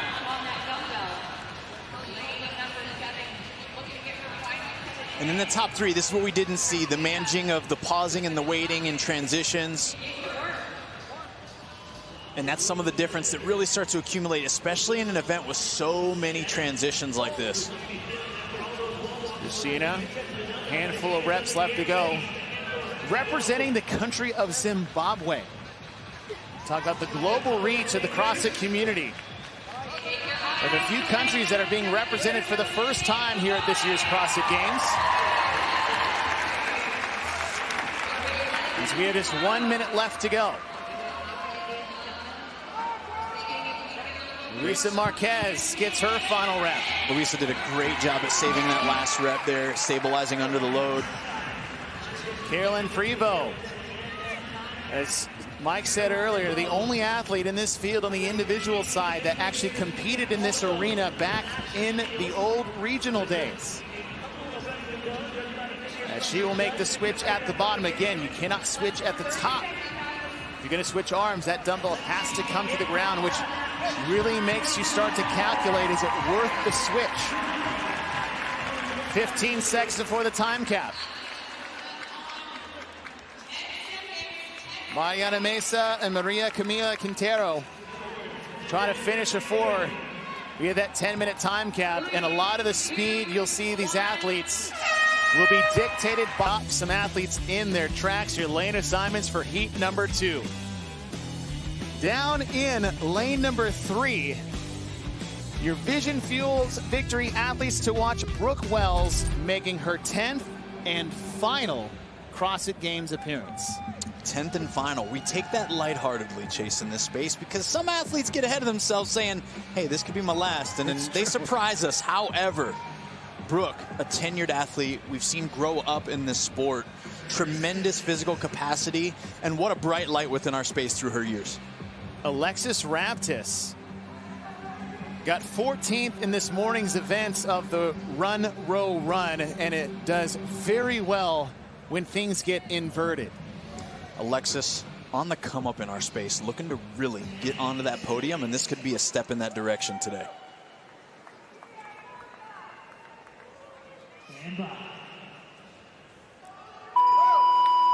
Heat number 2, individual event number 2 underway. 10 athletes chasing the time to beat set by Claudia Gluck. 7:06.90. We are starting with 20 wall walks. Before we get to the rest of the event, Claudia Gluck was done in 1 minute and 42 seconds. See Hattie Canyo and Brooke Wells.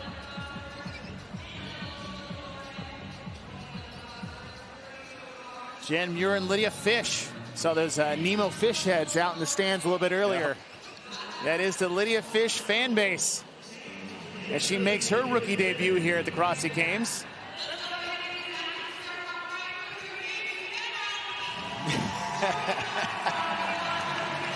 Fish is done.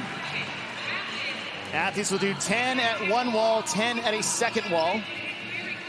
Digital scorekeepers at the front of the lanes as Lydia Fish gets rep 12 just past the 1 minute mark.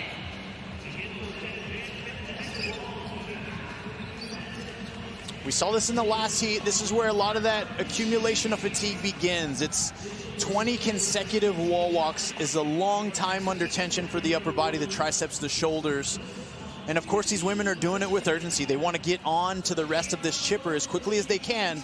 And like we saw in the last heat, once the lead was established, there was not a lot of back and forth nor opportunity to pass athletes by if they don't struggle with the crossover double under. Alexis Raptis, 2 reps left to go. Alexis Raptis in her rookie debut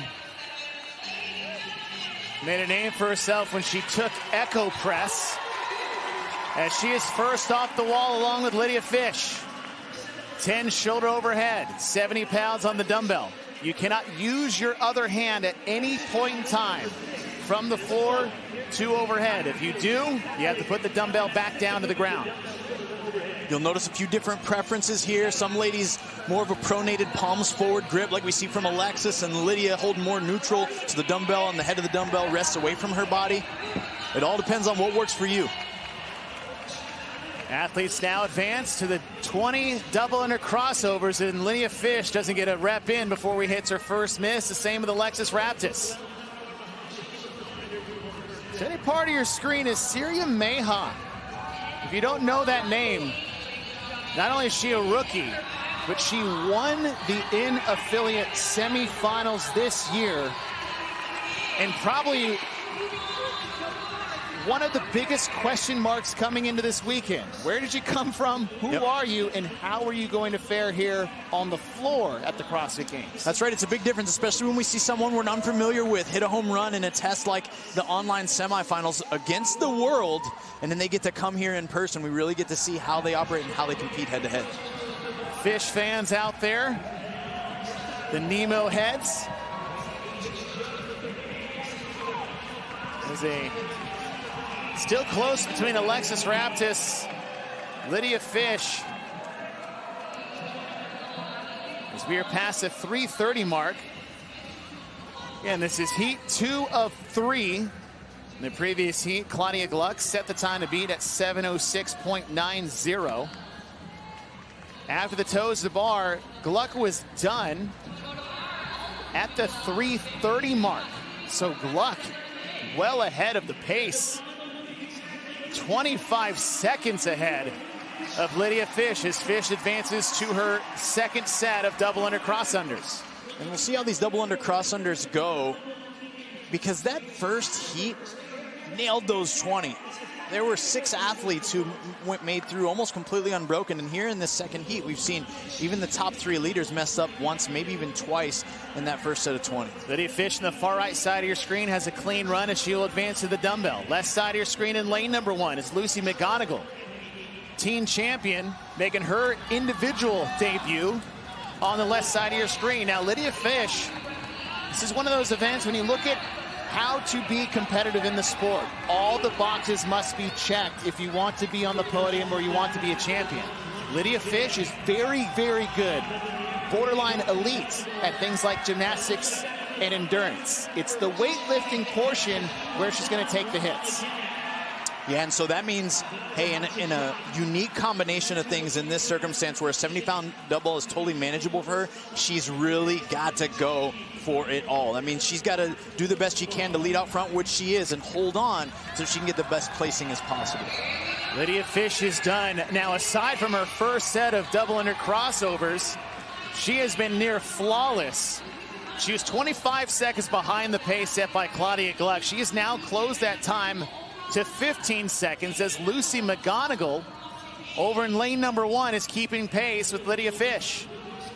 2 rookies leading the charge here in heat number 2. 2 different styles of toes to bar too. McGonigal keeping a longer lever with her legs a little straighter, starting to soften the knee now. McGonigal breaks a lot more at the lower leg, kind of kicking towards the rig. This is going to get McGonigal a faster cycle rate and probably off this rig much sooner, as it looks like she just went unbroken. Pulling away from the field, Lucy McGonigal on your left, Lydia Fish on the right. Top part of your screen, we're just at the 6-minute mark. Time to beat 7:06.90, just 1 minute till we hit the time set by Claudia Gluck. Lucy McGonigal has pulled ahead of Lydia Fish. McGonigal's first set of toes to bar took her just over a minute, where Fish was about 108 and 102 for McGonigal. So only a half a second slower, as McGonigal has now taken the lead. This is where they start to feel that pressure, Chase. They know where each other are, and they feel the presence of the judges. Can they hang on? McGonigal's to the dumbbell. 2 reps in. Fish has yet to pick it up. She's now 4 reps behind. McGonigal has about 10 seconds to get that time to beat. So she was behind early, but she has closed hard late. Lucy McGonigal takes the heat and sets the new time to beat. Great finish there for Lydia as well. Tough break when you lead kind of the whole heat and then someone comes and snags you right at the end, but a great finish nonetheless by her. Both times are under the time set by Gluck. Fish out-touched Claudia Gluck's time by 14/100ths of a second. Addie Canio on her final 5 reps. She'll take a break. One of the few that we've seen to actually break intentionally and switch arms in the middle of a set.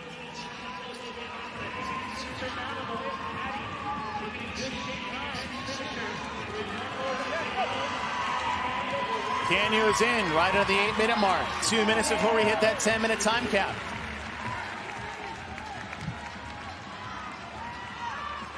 Fisa Coffee, who qualified this year out of the Mayhem Classic, she will take a break, and that might open the door for Brooke Wells. And that's that unique part about the rule. Fee stabilized the dumbbell with one arm, and that forced her to put it all the way to the floor. Siri Mayhem on the right side is trying to sneak in, but Fee will stay just ahead of Brooke, even with the break. Able to hold on, responded well to that pressure moment. Mayhem is done.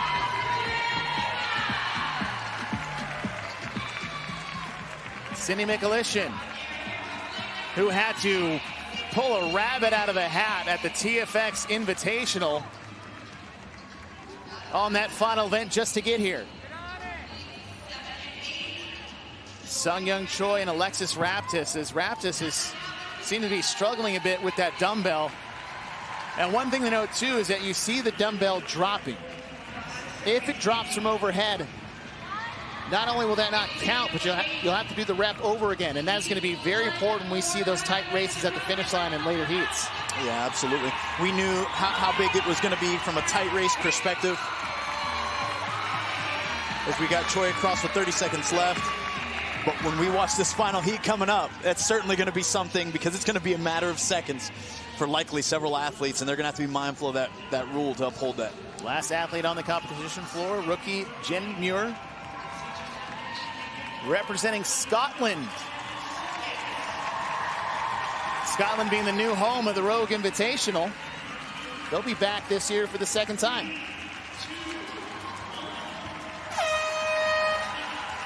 Diamonds for heat number 3, your top 10 reseeding after the event after heat number 1. And we talked earlier about the comeback of Lucy Campbell. With our Vision Fuels Victory athletes to watch, this is a story that is going to be a thread throughout the entire weekend, as Lucy Campbell will be in lane number 4. She'll be right next to your 7-time CrossFit Games champ, Tia Toomey. Ariel Lowen is to her left, as Lucy Campbell on the right side in all green makes her return to the CrossFit Games for the first time in 2022. Lucy Campbell qualified out of Wadland Fest. She's really had a great year, Chase, as a whole. Right, like seeing her compete at major competitions like Wadapalooza in a very, very stacked elite field. That gave me some pre-games jitters for what she was going to show us this season, and of course she's here ready to throw down. And in her individual debut at the Games, she actually got 2 event wins. one in rinse and repeat, and Jackie Pro. Though we haven't seen Lucy in a while, she is no stranger to competition and success on the competition floor. Tia-Clair Toomey, as you guys all are used to seeing in the leader white jersey, as she took event number 1. Danielle Brandon. Another athlete we got to keep close on our radar. Chase, she's shown she's got the physical capacity and also that psychological tenacity to fight for a spot at the top. But the question is, can she put it all together? Can she hold it all together through the ups and downs of the weekend that's going to come? Can you take that tenacity and, as you said, funnel that into the right direction? Because we've seen it bite her in the past, but we've also seen it drive her in the past. Danielle Brandon is done at the same time of Tia-Clair Toomey. Toomey in the all-white leader jersey. Danielle Brandon will pick up the dumbbell first. And that's what you like to see, that bravery, that audacity to challenge the champ there. Danielle got off the wall slightly behind Tia, but she was the first on purpose to pick up that dumbbell. Time to beat, upper left corner of your screen, set by Lucy McGonigal, 7 minutes, 19 seconds. And here is our first view of the double under crossovers for these women. She's keeping her arms close to her body. She looks composed. There's not a bunch of erratic movement taking place in her upper body or her legs, and that composure is what will pay off with the 60 reps left of that crossover double under movement. Danielle Brandon advances to the 30 toes to bar. There are 2 sets of 30 toes to bar in this event. Danielle Brandon in lane number 9 at the bottom of your screen, currently leading Tia-Clair Toomey. Time split for Lucy McGonigal. She was done at the 3:53 mark, as we are just past the 3-minute mark here for heat number 3. 30 toes to bar. Danielle Brandon on the far right side of your screen takes a break. Tia-Clair Toomey stays on. As in lanes 6, 7, and 8, you've got Amy Kringle sitting in second, Haley Adams, and Miriam Van Roer. Miriam Van Roer in lane number 8 in the green won the open, and Tia-Clair Toomey went unbroken. And even with that unbroken, Danielle Brandon put herself in a position to be directly tied with Tia with an intentional break. Tia back on the rope. 20 double under crossovers. Back in 22 when these made these debuts, only 25. The elitist jump ropes are the official jump ropes of the CrossFit Games. Built for speed, control, and performance. Whether you're chasing your first double under or crushing workouts like a pro, there's a elitist rope for you. Grab yours now and level up your training. Tia-Clair Toomey on the left. Danielle Brandon on the right. 70 pounds on the dumbbell. You can switch hands, but you gotta switch at the bottom. Tia very methodical with her reps, showing good lockout and composure. Danielle being a touch more aggressive, for lack of a better way to describe it, in her cycle rate, which makes it close at the top. You've got to make sure the judge sees the lockout clearly, but it's allowing her to stay close and be rep for rep with the champ. This is where we see all those choices previous in the workout. How does it play out now? Can Tia hang on and go for 30? Was that a part of the plan? Can Danielle challenge her with one short break? Danielle Brandon in the first set of 30 got to the toes to bar ahead of Tia. Took one break. Tia went unbroken and got off at the same time. And here we have lane 6, Amy Kringle, just hanging around in the top 3 again, with potential to hit another point home run here. Tia makes her first break. Danielle Brandon broke once already. Amy Kringle is still hanging on. Danielle Brandon will take her second break. Kringle her first. Tia-Clair Toomey. Tia with a hand in the air. And Tia just about maxed out everything she could to do that in 2 sets. Tia-Clair Toomey is ahead of the pace by Lucy McGonigal. She has 20 double under crossovers and 10 shoulder overheads left. with 1 minute and 10 seconds to do it. Danielle Brandon on the rope. Toomey's done. Advances to the dumbbell one more time. 10 shoulder overheads with 70 pounds. 3 reps in for Tia. 50 seconds before the time to beat. Here comes Danielle Brandon. There's that cycle rate. Tia's going to have to hold on because Danielle Brandon looks very strong overhead. And you've seen it year after year. Tia Toomey gets back-to-back event wins to start the 2025 CrossFit Games, and Amy Kringle looks dangerous. Very. Danielle Brandon will take second all times underneath that time to beat by Lucy McGonigal. As you see Maddie Sturt, Ariel Lowen, and Lucy Campbell trying to get to that dumbbell for the last time. Miriam Von Rohr has won the Open back-to-back years and making her debut at the CrossFit Games. We are now past the time set by McGonigal, Fish, and Gluck. So times from heat 1 and 2 now a factor in this third heat.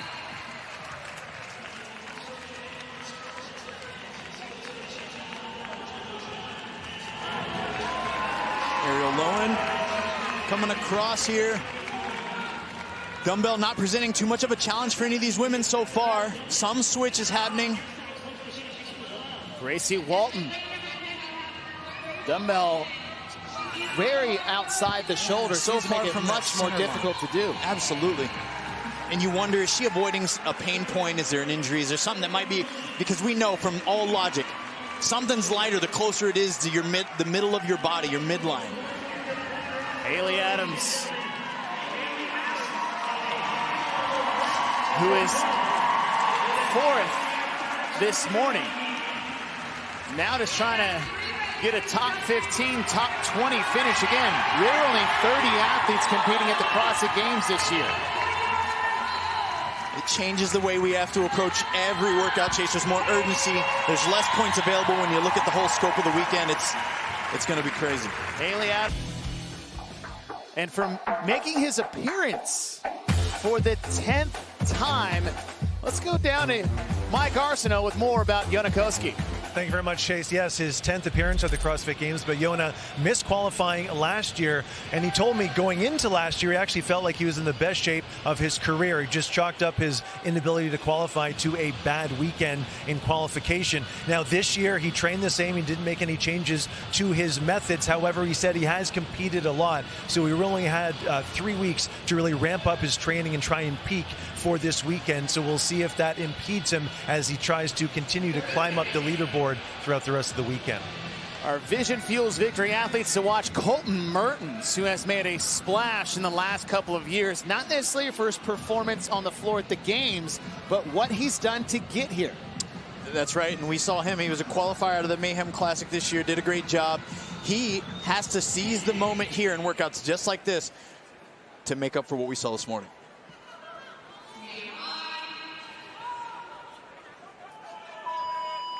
Heat 1 individual men's event number 2 underway. And Adrian, as you said, Colton Mertens got a tough 26th place finish in event number 1. As you see Callum Clements and Bill Leahy going head-to-head. Bill Leahy making his individual debut as Mertens is basically doing burpees up a wall at the speed at which he's doing these first 10 wall walks. It's truly amazing, and what we're seeing right here is his ability to stay firm through his midline, keep his belly firm, keep his belly button pulled in towards the spine, as he literally, almost like a plyometric, bounces away from the ground, just like you described it perfectly, Chase, as a burpee up the wall.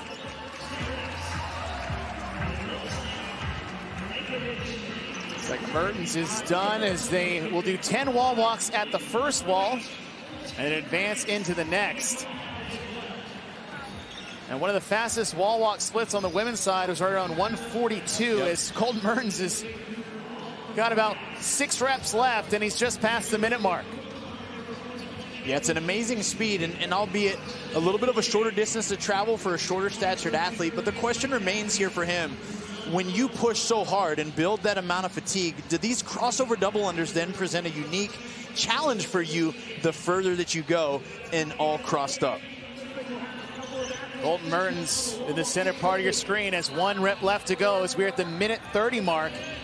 And before we get to that rope, we will move to the dumbbell. 100-pound dumbbell, 10 shoulder overheads as Mertens is done. And hot on his heels is Bronislav Alegowicz. That is not what I expected from Bronislav, to be quite honest. Like he was equally doing burpees up the wall. Look, we got 2 thick boys here with spelled with 3 C's between Mertens and Bronislav Alegowicz.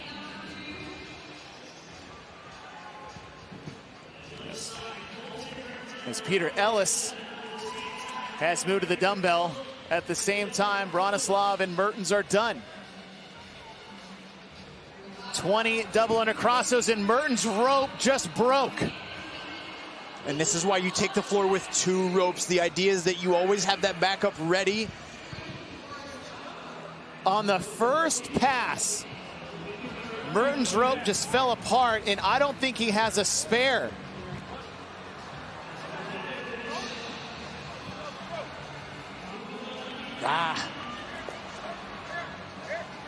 Now, typically athletes will bring out 2. I don't know if Mertens did.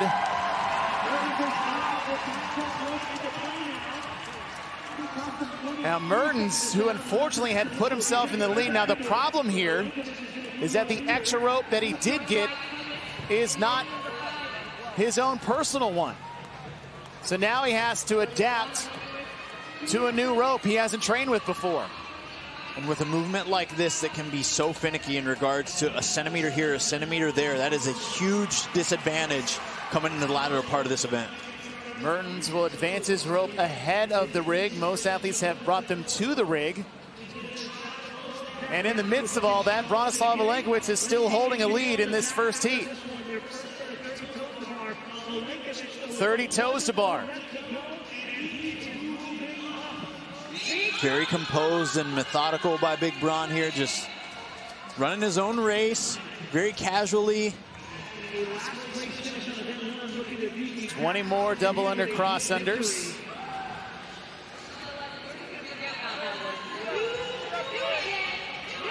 As we have 4 total sets of 20. Bronislav is done with that set. As they'll move to the dumbbell for the second time. 10 shoulder overhead at 100 pounds that Bronislav is making look like 10. It's just a push press for him. It's offensive. At home, if you're watching this, that's offensive. We've used historically 50-pound dumbbells in the open, and those feel heavy when you get tired. And he's just making slight work of 100 pounds in a single arm. Bronislav is the oldest competitor in the men's field at 36 years old.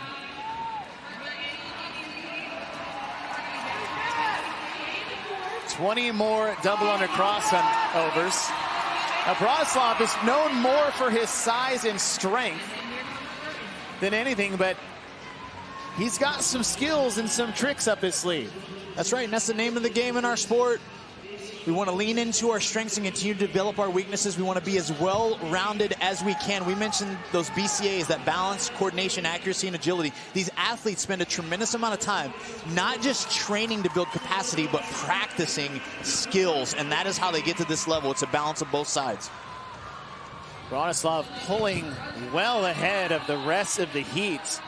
As we are just past the 5-minute mark, if you look at the top of your screen, that is the number of reps the athlete is on, followed by the number of reps the rest of the field is behind. As Bronislav is 17 toes to bar in on Callum Clemens, who's over in lane number 5. Colton Mertens, however, who had just the last thing you would want to happen in an event like this when you're currently sitting in 26th place, with his rope breaking apart, has moved back into 3rd. And when you see someone like Colton taking his time at anything, chalking his hands, he's got 30 reps unbroken on his mind. I was like, the word of the day is? Colton Mertens was leading early. His rope fell to pieces on his first dumbbell under, and I don't know if it's because he landed on it on the first rep or it just completely fell apart. Bronislav on the right side of your screen has his first miss of any set, now his second. As he takes a second to compose himself, and now a third. Mertens takes a break, so Callum Clemens, who's just outside your screen, still in second, has an opportunity. Well, maybe not. Bronislav picked up the dumbbell. Let's just call it what it is. Aside from Bronislav's arm falling off his body, he should get these 10. As he'll take his first break. Callum Clemens has also moved to the dumbbell. Bronislav is done. Bronislav is in. And Bronislav has the time to beat. 6:59.25. Callum Clemens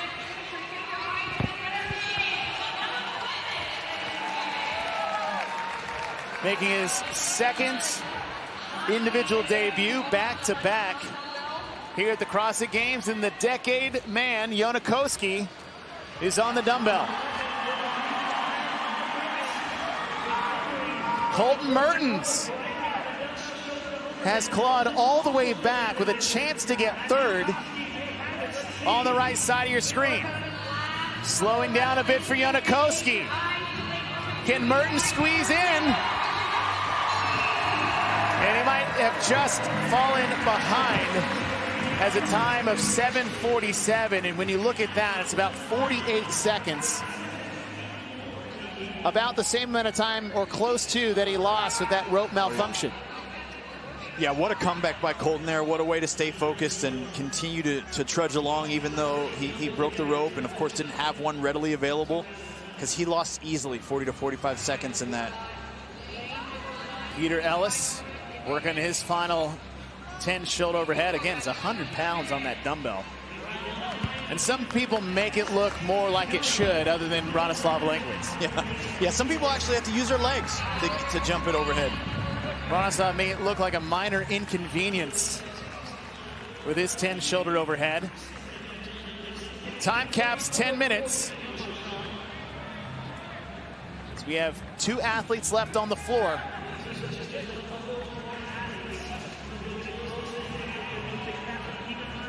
As Toby Buckland is working through his final 10 reps. Toby out of the United Kingdom.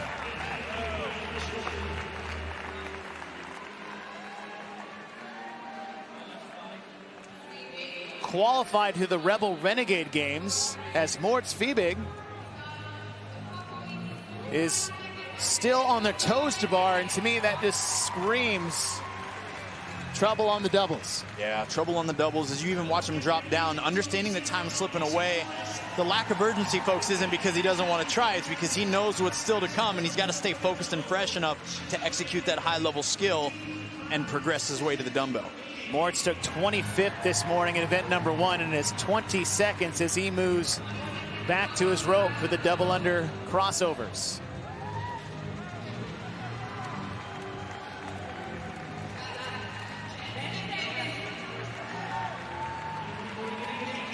Five seconds remaining.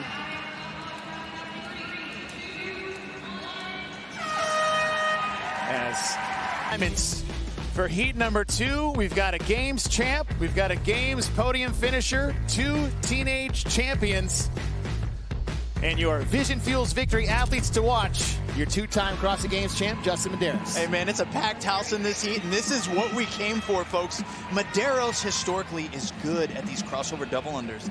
This leads me to assume he's going to come out aggressive on these wall walks, and we'll see how it plays out on everything else. Justin currently sitting in 12th overall, and sitting in 15th is a man who was on the podium last year and a teen champ himself, and looking to be a champ overall, Dallin Pepper. That's right, he's got a winner's mentality and mindset, and we'll see it all come to fruition here as we enter the arena. High stakes competition. Heat number 2 underway for individual men's event number 2. The time to beat, 6:59.25, sent by Bronislav Olejkiewicz in heat number 1. 3 total heats for the individuals as we reseeded after event number 1. And as he said, there's champion pedigree in here to a degree, unlike we've seen Justin Medeiros back-to-back individual CrossFit Games championships. Ty Jenkins, team champ. Dallin Pepper, team champ. Tudor Magda, team champ. 6 total CrossFit Games team champions between the men and the women this weekend, as Justin Medeiros moves into his second set of 10. Yeah, and we knew here's what we expect. When we see athletes and we kind of have an understanding that they might have an advantage somewhere within an event, it allows them to freely move more aggressively within those other aspects of the test itself. So Justin, trusting that his jump rope will spin the way he expects it to, can be a bit more aggressive here on these wall walks. And clearly, he's not alone, as these other men right now are rep for rep with him. Tudor Magda over in lane number 10. We mentioned earlier, had won the games as a teenager along with 2 other athletes in this field. Tudor Magda just took one right from the top ropes, as he still manages to get about 134, the same time we saw Colton Mertens off the wall. Tudor Magda, bottom part of your screen, working into his first set of 10 reps of shoulder overhead. Justin Medeiros in the center lane, no shirt, green shorts, along with Dallin Pepper. Dallin Pepper won the CrossFit Games 3 times as a teenager, stood on the podium in 2nd place last year, and is one of about 8 guys in the field that can win the whole thing.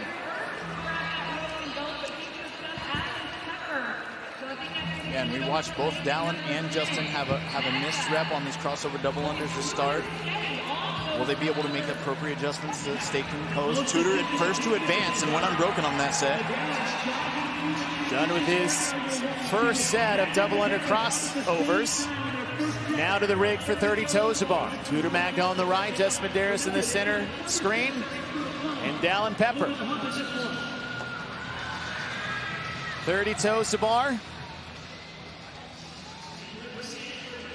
As we saw from the women's heats earlier and even in heat 1, it's about who can control the fatigue accumulation. As we enter this first set of toes to bar, it's really tempting for athletes to kick up and go 30 unbroken. It's not necessarily one of those races where you have to in order to win the heat or even come out with the top time. But if it breeds that personal confidence for athletes, that can be a big precursor for the success on the back half. That's important on the back half is we get a clean run. None of your 3 leaders have had a clean run. Tudor had the mistake on the wall walk. Justin and Dallin both missed on the double under crossovers. Medeiros has moved into the lead ahead of Magda and Pepper. Justin looking smoother on the second set here. Does some of the pre-fatigue of the wall walk really affect that first set? No doubt, and in it just being the first set affects it as well. I'm sure everyday gym members can relate to this. You rip off your first 10 double unders, you mess it up 5 times, you want to chuck it across the room, and then all of a sudden you hit a 50 set of unbroken reps. Justin Medeiros, who made his individual debut at the 2020 CrossFit Games, where 5 athletes took to the hills of Aromas, California, and made a name for himself. We weren't sure what that meant, getting a top 3 finish in his rookie debut. Then he went to rip off 2 consecutive CrossFit Games champions, but since 2022, we have not seen the Justin Medeiros we thought we were getting back in those 21-22 winning years. And we talked about momentum coming in, his running ability as we get a great shot of his clan and family. What a support crew we know the madness of the mullet brings to the CrossFit Games every year. But he even started out this weekend about where I think he considers a favorable position in a 12th spot in a predominantly running event, and that's given him some good momentum here going into event 2. Medeiros alone on the toes to bar as Tudor Magda over in lane number 10 on the far right side of your screen joins him. Dallin Pepper is done. Colin Bosshard is vying for a top 3 position in this heat as Justin Medeiros looks calm and in control as he takes his first break on his second set of 30. Time to beat 6:59.25 for the upper left corner of your screen by Bronislav Alenkowicz. He was done with the toes to bar at 5:57, and Medeiros is 30 seconds ahead of that pace. This is where that champion's mindset comes into play, Chase. Feeling the pressure of the high skill here. Can he answer the call and stay smooth and unbroken to keep his lead? Set a great time to beat. Last set of crossovers for Justin. Final 10 reps. Not very many athletes have a strong overhead position like Justin Medeiros does. And Medeiros looks like the Medeiros of old. Justin Medeiros sets the new time to beat at 6:06, and we have not seen that tenacity from Justin for quite some time.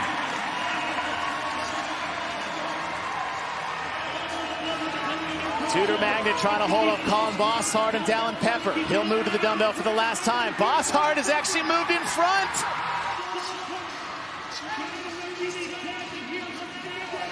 Colin Bosshard in the maroon, trying to hold off Dallin Pepper and Tudor Magda.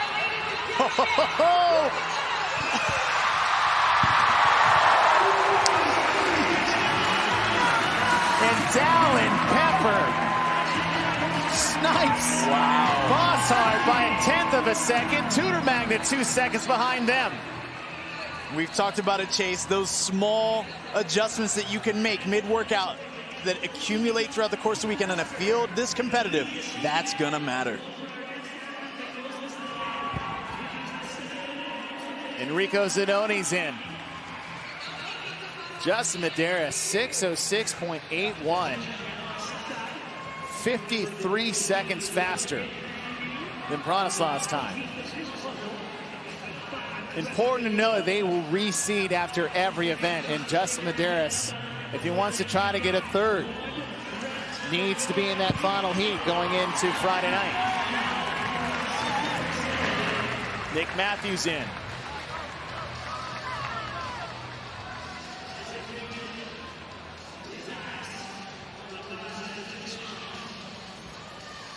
You see some of the athletes really starting to have trouble with that dumbbell. Saw Jorge there at the bottom of our screen actually switch arms after one repetition. Doing it again, not being able to control the descent of that dumbbell.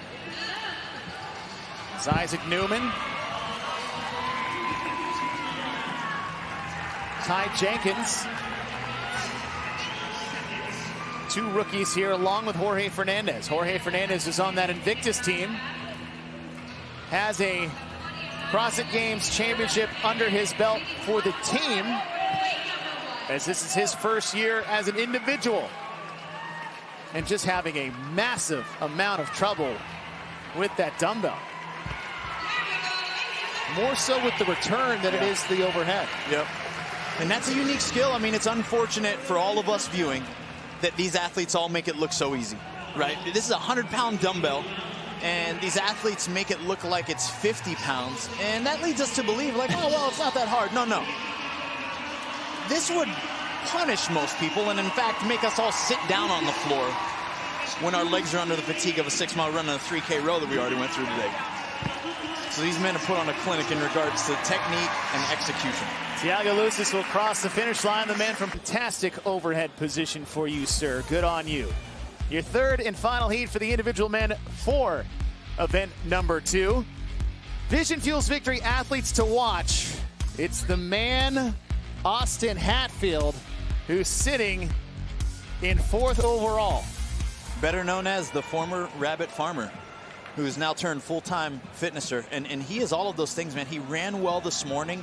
We know he will squat well later in the weekend. And now how will he place it all together? The man who wore the leader's jersey almost to the finish line in 2022, Roman Krennikov, sitting 2nd overall. Heat number 3 underway. Jeff Adler face to face with Roman Krennikov. These two have history Roman is going to try to see if he can get the best of Jeff this year. 20 wall walk buy-in to start. And again, shame on us for only watching this visually. And if you've never done a wall walk, go try one right now in your living room. You don't need the tape lines. You don't need anything. Put your hands on the ground, then walk your feet up the wall. Maybe take your socks off. Apologize to your mother later or your wife, sir. But, guys, this is extremely taxing on the midline and the shoulders, and that's going to come into play with the grip fatigue and the blood that goes into the arms. That's going to certainly interfere with the shoulder overhead, the double under, and the toe to bar. And you bet, yes, this was all considered when they designed this test. Jason Hopper leading early. Athletes will do 10 wall walks on the first wall and finish up with 10 on the second wall. We've seen about 1:35 is the fastest split time here. However, we haven't seen the first person off the wall be first person across the finish line yet. It's true. You got to pace it just so you know. You got to make sure that you save the right amount of energy in order to execute strong towards the end. Time to beat, upper left corner of your screen. Justin Medeiros, 6:06.81. Justin was off the wall at 1:36. Wow. Hopper's off the wall at 1:35. Jason Hopper looking over at your 2024 individual men CrossFit Games champ, James Sprague. And it is a crowded house at that dumbbell. 10 reps, 100 pounds. Chase, there's a lot of the guys in this heat that are pausing at the top longer than in the last heat. I don't know if they recognize that intentionally or not, but that's a lot of time loss that can really add up. Ricky Garrard has moved up to challenge Jason Hopper.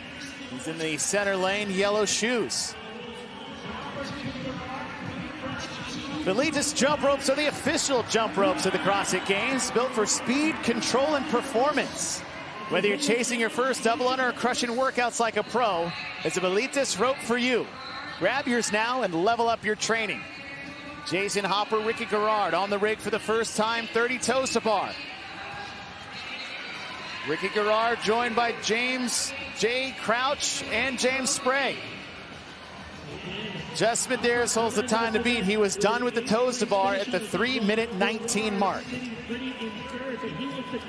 We are just at the 3-minute mark. Time in the upper left corner of your screen. Jason Hopper looks very comfortable. Very composed, Chase. He's very connected to his kip swing. As his heels go behind his body, he's exhaling, inhaling as he kips up towards the rig. That's exactly the composure that you hope for early in a workout like this, where it's going to be strongly tested towards the end. James Sprague in lane number 2 in the green, but it is Jason Hopper keeping his composure and trying to keep pace with Ricky Garrard. Hopper with a little trip, and that could be a byproduct of choosing to go a little bigger and go risky with unbroken toes to bar reps. Ricky Garrard moves to the dumbbell for the second time. Let's see how long his lockout is. Not long. More of a push press almost too. This is where Ricky had an advantage on that first set of dumbbell shoulder overhead as well. It looks like Ricky opting for the left arm. We've seen a lot of different strategies when it comes to the dumbbell. You'll hit 3 times. We've seen some go maybe strong arm, weak arm, strong arm in sets of 10, or splitting it up in the middle. Or the dumbbell chooses for you. That's right. Ricky there tried to pass by the next set of 20 crossover double unders, but it looks like they're going to make him stop and do them anyways. It's probably a good idea. Do the workout as prescribed. Jay Crouch to his left has now moved into second over Jason Hopper. And Ricky Garrard had to serve a 4-year ban after the 2017 games, came back in 2022 and wore the leader jersey all the way up into the final day there. As that is Ricky's goal. He's made the podium in the past. He's been 3rd. And Ricky is one of those athletes who has the ability to win it all. Is this the year for Ricky? Time will tell. We're at the 5-minute mark. Justin Medeiros' time of 6:06 still stands. He was done with toes to bar at 5:21. Crouch the first to break. Okay, Ricky breaks. Will Hopper go unbroken here? Jason Hopper on the right side of your screen, still holding on. Jay Crouch and Ricky Garrard are only separated by about a rep, yet they're about 5 seconds behind the pace set by Justin Medeiros. Ricky Garrard sits third overall with 92 points. These two athletes are training partners, go way back. Been training together in Tennessee at the Proven compound. 6:06 the time to beat. Is there enough time for Ricky? 10 reps at 100 pounds. 10 seconds before the time to beat. There's a window. Final rep for Ricky. Can he get in? 6:06.46. He does it. Ricky Garrard takes the event. Wow. Jay Crouch is in second. He'll take third overall in the event. Jason Hopper still has an opportunity for a top 3 finish in this heat. Hopper's in. Great finish there for Hopper. Should be good enough for a top 5 overall finish. Harry Lightfoot making his second appearance. Heck of a finish for Harry after this morning's run. And Jeff Adler is still on the floor. Adler's in. Bronislav Olegowicz time from heat number 1 at 6:59 has an impact. James Sprague is in. We said earlier after the first event, we'll keep saying it, the talent pool is so deep. The points are scarce. And with Medeiros taking second, Ricky getting the first. Lane assignments for heat number 1 of total of 3 for the individual women. In lane number 5 out of Canada, Cindy Mikulishin qualified out of the TFX Invitational, and it came down to a squat clean to get her here. That's right, it did, and we know she's familiar with the barbell. She's got a listed max of 250 pounds plus on a clean and jerk. So the question isn't going to be the barbell for Sydney. It's going to be how well does she fare on these pegboards with all the volume looming.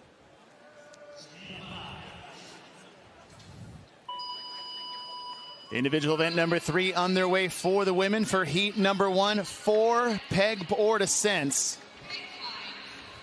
Starting at that green designated starting line. Both pegs must fit into the top 2 holes of the pegboards before they begin their descent, as they'll be doing all of the same reps as the men. The time cap is extended to allow, I would say, everybody an opportunity to finish. That's right.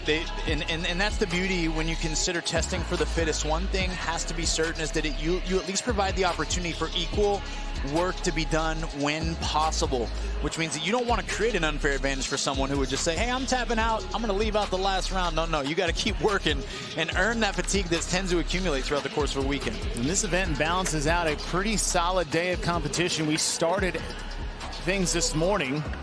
We had 6 miles of running, 3,000 meters of rowing.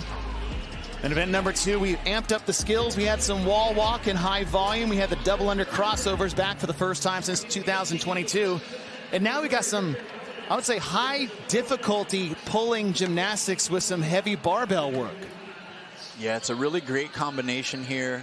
And I think there's some unknown variables here with this pegboard that a lot of our athletes, even those watching at home, may take for granted. Say, I've got a pegboard in my gym. I've climbed it a time or two.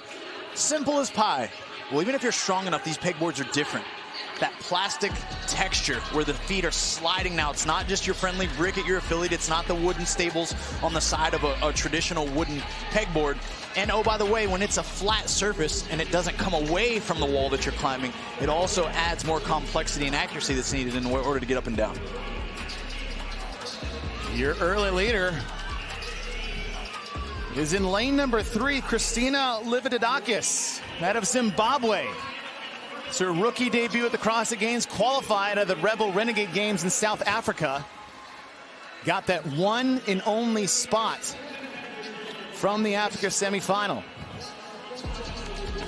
Now, Adrian, what's important is that this complex has to be done, obviously, with 2 back-to-back reps. If you fail one, you got to do them both again.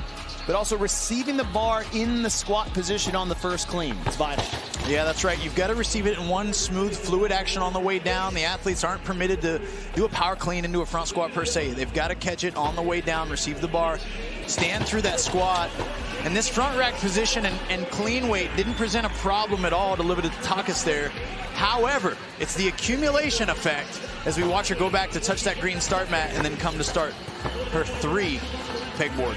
Now, the reason why the athletes have to go back and hit that start mat is that it makes the field even across the board. The pegboards are offset, but the barbells are in a row, so it allows for everybody to be going the same distance. As Livitakis climbs up for her set of 3. Not alone, however. Couple joining her on the pegboard. And this is that round. We've had the opportunity to sit in with both Boz and Dave and talk about the structure of these workouts. And they were saying the round of 3 is where a lot of the rubber's going to meet the road for these athletes. Can they pace it appropriately? Did they go too fast out the gate? We'll find out soon. Keeping pace with Livitakis is Syria Meha. She's in lane number 6. Qualified out of the in-affiliate semifinal. Relatively unknown coming into this year. Really just done a lot of local comps in her area. One of the first athletes from Albania. From Albania to Albany. She's keeping pace with Livitakis as she goes up for her second climb of 3. Now the barbell weight is going to increase. The reps might decrease for the pegboards, but the barbell is going to go from 145 for the set of 4, 165 for 3, 185 for 2, and finishing at 205 pounds. Meha up for her 3rd and final climb in this round of 3. So she is moving ahead of Livitakis if she can complete the climb. And I really like what she's doing, Chase. She's adjusted her climbing technique just a little bit to help her navigate the fatigue that's building up in her upper body. She was once keeping herself much closer to the pegboard. Arms been at 90. Now she's allowing her elbows to relax a little bit. This shortens the distance that she can travel every time she pulls a peg out and puts it back in, but it's making sure that she stays quote-unquote safe and allows her to reduce the chances of missing a rep. And one important thing about the pegboard, different than, say, a rope climb or a legless rope climb, is there is a descent line that they need to control down to is almost as difficult as getting up there. Meha is done. Onto her second barbell. The weight goes from 145 to 165. 1 squat clean into 1 front squat equals 1 rep for the complex. Good sign there for Meha. No hesitation addressing that bar. Taking a second here between reps, and this is smart here, pacing out the barbell complex. Maria Quintero on to her first round. First clean. 1 Copa Sur. She's been to the games previously on a team. She's representing Colombia.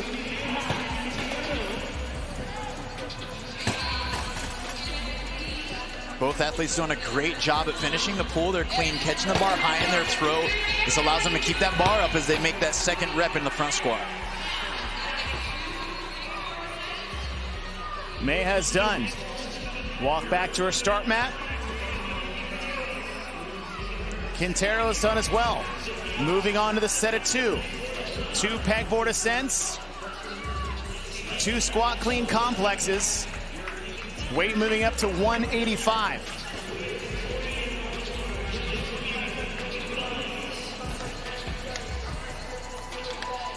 Quintero on the left, Meha on the right. Meha back to that tight position again, as we mentioned, trying to keep her body and hips as close as she can to where the peg is entering and exiting the board. Quintero was the national champ from Colombia, so she was part of that national champ CrossFit Games back in 2019, now making it back, I would say, in a new format. 7 minutes in. Plenty of time for the time cap for these individuals. The time cap is 15 minutes. Meha making her way out for her second climb in the round of 2. See Lexi Neely and Cindy McAlishan at the bottom, just shaking out their arms, trying to recover. And Dave Castro said it, is that a lot of athletes are going to get stopped in their tracks. Yep. And our question was 10 really as much as we really thought it was going to be? Yeah, and we see an athlete like Meha who's been consistent throughout this event. Of course, we expected some slowing. There's been some pausing. However, in transition, she's even jogging to the barbell here for rep number 1. The pace has slowed, but consistency has been the name of the game for her. 185 pounds on the bar. First clean is good. First front squat's good. First rep is good. Meha takes a peek over. Quintero's not got there yet. And it looks like Lexi Neely is now moving into second place. Meha on the right on her final complex, and she'll get it at 185. 1 rep left to go on the pegboard. 1 complex left on the barbell. And this is where Meha wants to have that urgency for the women to come. That's going to come to take the floor on the second and the final third heat. Are going to be competing to chase her time. It's now not necessarily her versus just the other women on the floor.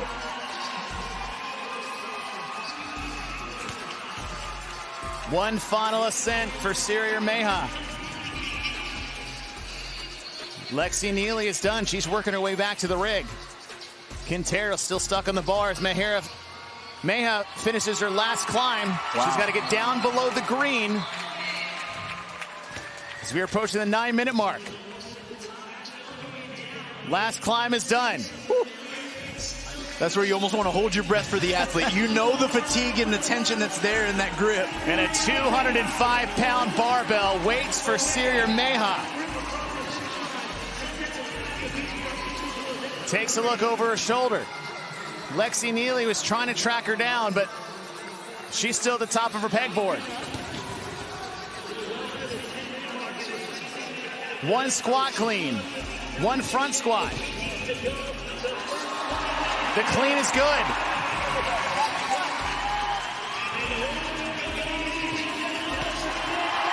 And the engineer from Albania takes the heat. 9:41. Lexi Neely to the bar. First clean is good. Front squat's even better. She'll be in right about the 10-minute mark.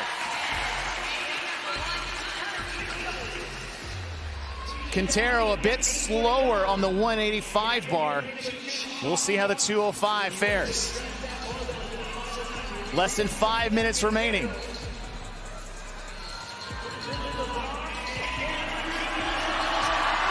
She got it. Gonna have to fight for it. Keep those elbows high. Quintero will get it. 3 athletes in this first heat. Wow.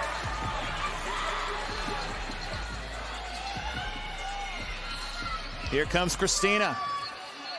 Led early in the round of 4, faded a little later. Oh yeah, no problem for Christina.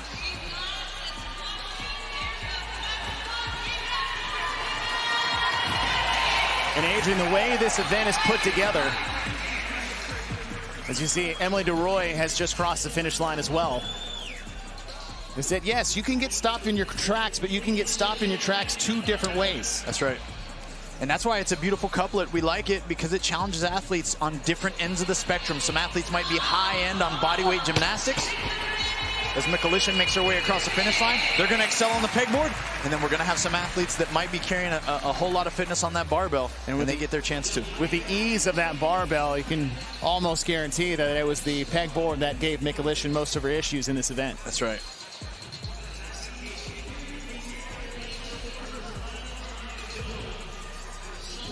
Sung-Young Choi working her way up.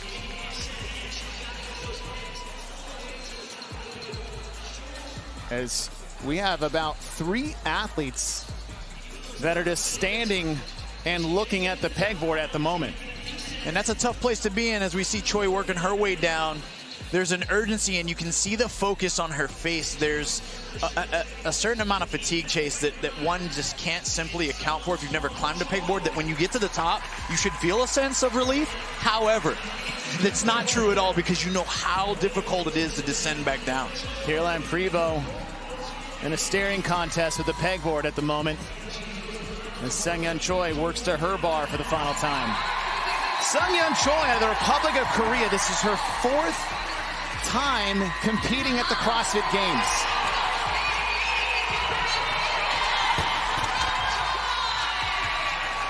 Choi is in. We have a little over 2 minutes before we hit that 15-minute cap. Caroline Prevost is trying everything she can to get to the top of that pegboard. And once fatigue sets in, it gets tough, Chase, even to remove them from the board, because you've got to lift up to pull them out. And that's something that a lot of viewers might not know the familiar feeling to. Mariana Mesa just trying every trick in the book, as she is not going to get that climb. She's got time to potentially give herself a moment to recover and get a shot. She's gonna have to use those spare pegs that, of course, in her chalk bag, she can continue that climb, pull those ones out on her way up, and continue to go up and down. Now, Prevost, this is the 3rd bar at 185. And with the speed and ease these reps are going, obviously clearly we can see where the struggles are. And again, just a great couplet to highlight 2 different things on either side of the spectrum. And just like CrossFit, if you want to be the best in the world, you got to be the best at everything, not just one. That's right. Leave no stone unturned, and that's what makes this sport beautiful and difficult at the same time. It's what keeps us all engaged for decades on end now, some of us, is that we're always trying to grow and learn something new. Do we want to get stronger? Yes. We need to build our endurance? Yeah, but we got to learn new skills, because we never know what life will present for us, and especially these athletes at the CrossFit Games. They never know what the test maker will design. Bit of a helpless feeling for some of these athletes, where it's kind of like getting to a barbell you can't lift. There's really only so much effort and energy and will get you if you don't have the ability. You just got to stand there and take your hit. And we talked about this. We understand, and Castro talked about that this year. He understands there's going to be tests where this is absolutely necessary. It is what evolves the sport. It is what evolves us as athletes to push forward and explore new things. And we saw this in 2015 when Pedal to the Metal first came out. We saw pegboards for the first time, and the difficulty we saw there, we saw with the double under cross assignments for heat number 2, reseeding after every event. And our Vision Fuels Victory athletes to watch. Lane number 5, Abby Dahmen, who qualified 2nd out of the Mayhem Classic, competing in her 3rd consecutive CrossFit Games. That's right, 3rd consecutive, Chase. She placed 23rd in 2023 and 15th last year in 2024. Does that put her into the top 10 this year? We're going to find out as she sits 1 spot out in 11th right now. We know how important it is to get in the top 10, especially going to day number 2. And Gracie Walton, out of Australia, her 2nd career CrossFit Games appearance, took a win in Firestorm last year. We'll see if she can make some moves here in event number 3.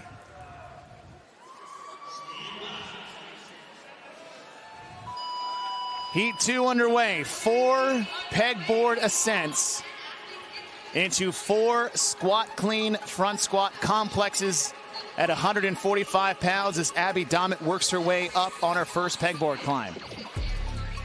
Gracie Walton on the left, Claudia Gluck on the right. Do not sleep on Claudia Gluck in an event like this. And if you watched and you know anything about climbing the pegboard, Chase, right there, as we mentioned her, she did a touch and go pegboard climb to start this thing.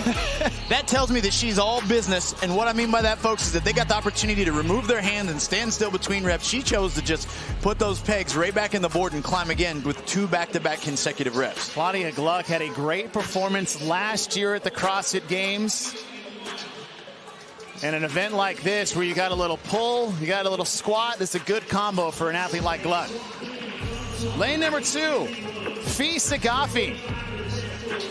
1 the Mayhem Classic to kick off the game's qualifying season. And Adrian, talk about the benefit of basically all the way back in May, punching your tickets and giving yourselves months to prep for the games. Months to prep for the games. Fee's got to be a fan favorite here. One of the brightest lights in our space. Again, I referred to a few athletes that way, but she has a great mindset and attitude, and the advantage to her punching her ticket early allowed her to develop and focus specifically on strength and power as one of her weaknesses coming into the CrossFit Games. And guess what? We're going to test that as we navigate these barbells in this event. No surprise to see her off the pegboard first, but let's see that complex, and it looks good for the first rep. Time to beats 9 minutes and 41 seconds. I'm not sure how much longer that's going to stand after this heat. Fee Sagafi looks fantastic at the moment. Yeah, and when it comes down to it, you're watching her body language. Look at the bar position. She keeps it close to her body. It's a smooth jump right to that front rack position, and it's effortless out of the hole every time from the bottom of those squats. And that's what you love to see from an athlete that's building confidence. Every time she goes back to that pegboard, she knows she's got an opportunity to pull further away from the field. He's basically off the bar as everyone gets to the bar. Fee Sagafi on her 3 rope climbs. Now, one thing for Fee is that she is one of the shorter athletes, and she actually starts a hole below the starting position because she can't reach them when they get to that point. You're right about that, Chase. So the green line is going to be the standard where everyone has to start below, and she's not going to outkick her coverage by trying to reach higher. She's literally just climbing an extra length, and it's not slowing her down whatsoever. As you notice how smooth her descent is, she's skipping holes or rungs on the way down, and that again reduces time under tension, and that was one of our keys to success here. Quick climb, big reward. Alexis Raptis on the right side of your screen trying to keep pace with Fee Sagafi. Raptis' 4th consecutive games as an individual. She's been as a team 2 years prior to that. At one point in time, Alexis Raptis wore the leader jersey back in 2023. Yeah, a great athlete competing, looking to have her opportunity to stand on top of that podium. Utilized a bit of a different technique to climb that pegboard, as it looks like she's getting down off the pad to take a rest. Claudia Gluck. Look at her jumping to the peg. So Fee opting to start low so she can get a good grip. Gluck is just dropping and jumping up to the pegs. Tell you what, if you asked me to climb 1 peg lower at the top, I would take that all day, every day. Yes. Gluck comes off the pegboard, and that is a tough no rep. As Angelo DiCicco would call it, that is an expensive rep. Very expensive. It's the same equal cost as a legless rope climb. And if you compete in this sport, if you train in a gym, you know how costly that is. That's one to ruin your workout. Fee Sagafi on the bar. We are going from 145 to 165. Dropping from 4 reps down to 3. You tell me, watched Fee Sagafi from 3 years ago, and that bar does not move as well as it does today. No, she's been able to be very diligent with her coach, Matt Torres, at Bruce Strength to focus and develop her weaknesses. And it looks like it's paying off tremendously for her. 3rd rep is done for Fee as she is handling business out here on the competition floor. Gluck was keeping pace, but we saw that no rep. Now, what would traditionally cause you to come off the rig? It typically comes down to, that's tough. Gosh, Chase, so it looked like really she started to put the peg inserted into the board, and it wasn't in far enough. Right, she literally started to lean her body weight into it, and when that happens, it's going to punch right out. And of course, she's paying a steep price for it now. And she'd have done all the work. That was on the descent portion. As Fee Sagafi on the left is starting to pick up the pace on the pegboard. Time to beat 9:41. 1 rep of 2 done for Fee. We'll say this all weekend, and I sorry to cut you off, bro. We'll say this all weekend. These athletes make this look so much easier than it is. Even though struggling on the pegboard, you have no idea of the accuracy and the focus that it takes just to diligently get that wooden stick up and down that pegboard for 1 successful climb up and down. And shout out to Fee, because she is climbing an extra foot every single, climbing and going down every single time. As Fee is done with her round of 2. Advancing to the 3rd bar. Wow, she's feeling good. 2 reps at 185, and there's the smile we've been waiting for. Yep.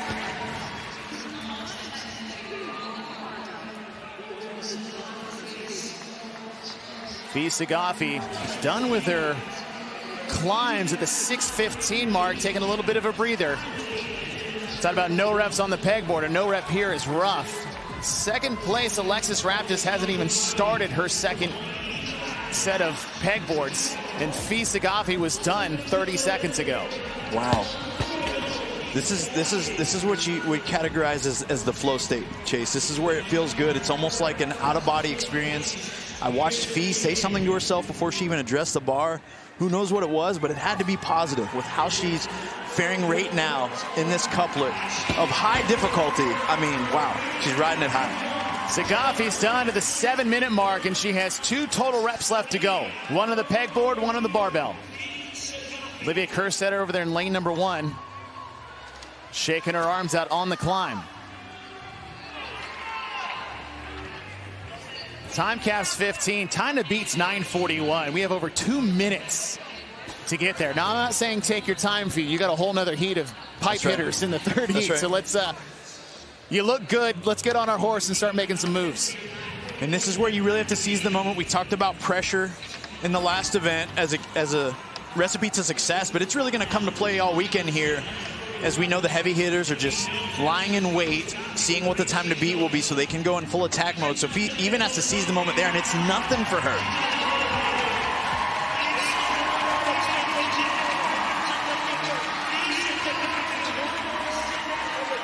Fee Saghafi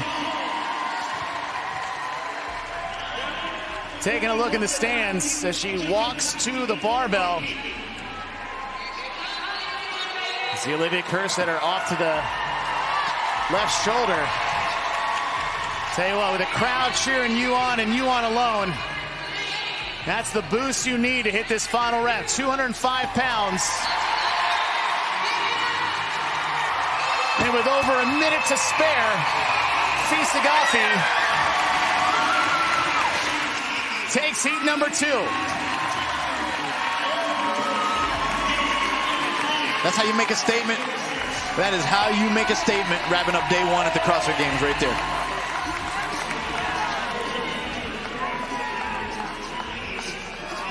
We're approaching the 9-minute mark. Now, as we approach the 9-minute mark, tip of the cap to Sierra Meja's time of 9:41.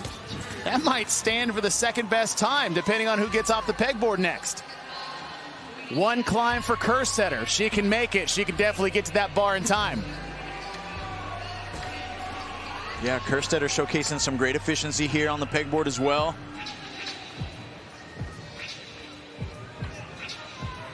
She's doing a wise thing. If you notice, the thumb behind the peg allows you to make sure it's in there far enough each time. Yeah, we gotta get on the horse. You got 10 seconds to try to beat that time to beat.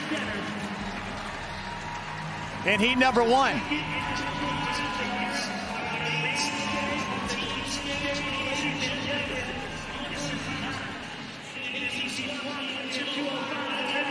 Kerstetter competing in her second individual games. Won the team division twice. And she will finish at 9:55. We still have 5 minutes left in this event. Claudia Gluck on the left is done. Alexis Raptis as well. We got our first race on the barbell. 205 pounds, 1 clean, 1 front squat. Gluck in full attack mode getting to that barbell. And remember, Claudia Gluck is only in this position because of falling off the pegboard. It wasn't necessarily an ability issue, but an execution error. Yeah, what a great way to rebound for her. Final squat for Raptis, and she'll get it.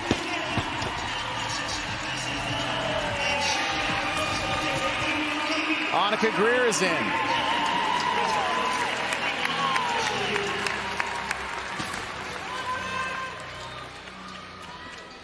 Brooke Wells in lane number 8 on her 3rd bar.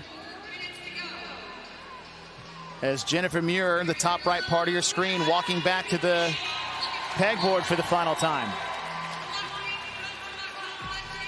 Second rep good for Wells. Wells competing in her 10th game, and in the top part of your screen, Abby Dommett just dropped off the top of the pegboard. Yeah, we've said it and we've said it again. This akin to a legless rope climb when it comes to the expensiveness of a missed rep. It's costly to your entire performance. Then you get in your feels and you're feeling bad for yourself. We saw a great example of bouncing back from Claudia Gluck. But there's a point in this event for everyone where it's like you got to make some hard choices on stand by and rest and meet yourself where you're at, or take a chance and roll the dice. And many of these athletes we still see working, they've rolled the dice and it's cost them. Hattie Canio. She's under the barbell for the final time. Second appearance for Canio.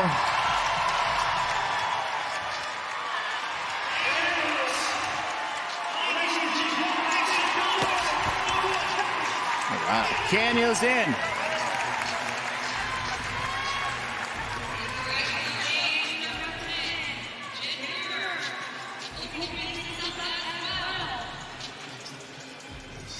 Jen Muir out of Scotland. Rookie debut at the CrossFit Games. She'll be in.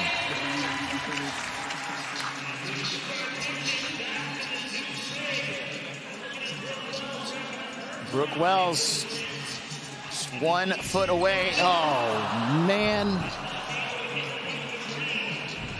That's as close as they come. That's my bad. Hey, you got to call it like you call it, baby. You got to call it like Brooke. you see it, and it was close, sorry. Brooke. I feel that way sometimes calling it, too. Oh, when someone's getting close to something, like maybe I'm not going to say it. I'm not going to say it. She's close. Okay, darn it. You hate to see it for anyone. However, part of that is, did she keep too much of her weight on top of the pegs, and did she try to lean back a little bit too soon? Abby Dommett is just...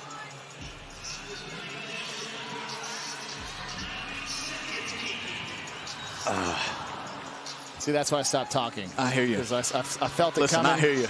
I couldn't do 2 in a row. Hey, and they're laying their heart on the line and their body, of course, to try to get these reps. The beauty is they trust. They know they got the pad underneath them. They know they got the extra set of pegs if they need it. But they know that they're running out of time. And on this pegboard climb, every rep is going to count. Watch Brooke here pull her leverage back just a little bit too much. And that grip on the pegs, while it's protective of the skin, it does increase the circumference of your hand. So it's like it makes it harder to hold on to at times. That's gonna be my question is, Yeah. I see people climb with grips on a pegboard, and the cost benefit there. Yeah, here's would be a lot of my advice is use them early to protect your skin and save some of your grip. But late, when you're at a point of fatigue, you need to have that sensory awareness from your skin on when your grip is going, when you can hang on, when you need to move on, because you lose that when you're using grips only. Not unlike wrapping your thumb around a pull-up bar versus not having it on there. Exactly. And we see Dommett now on this climb. She's not using hers.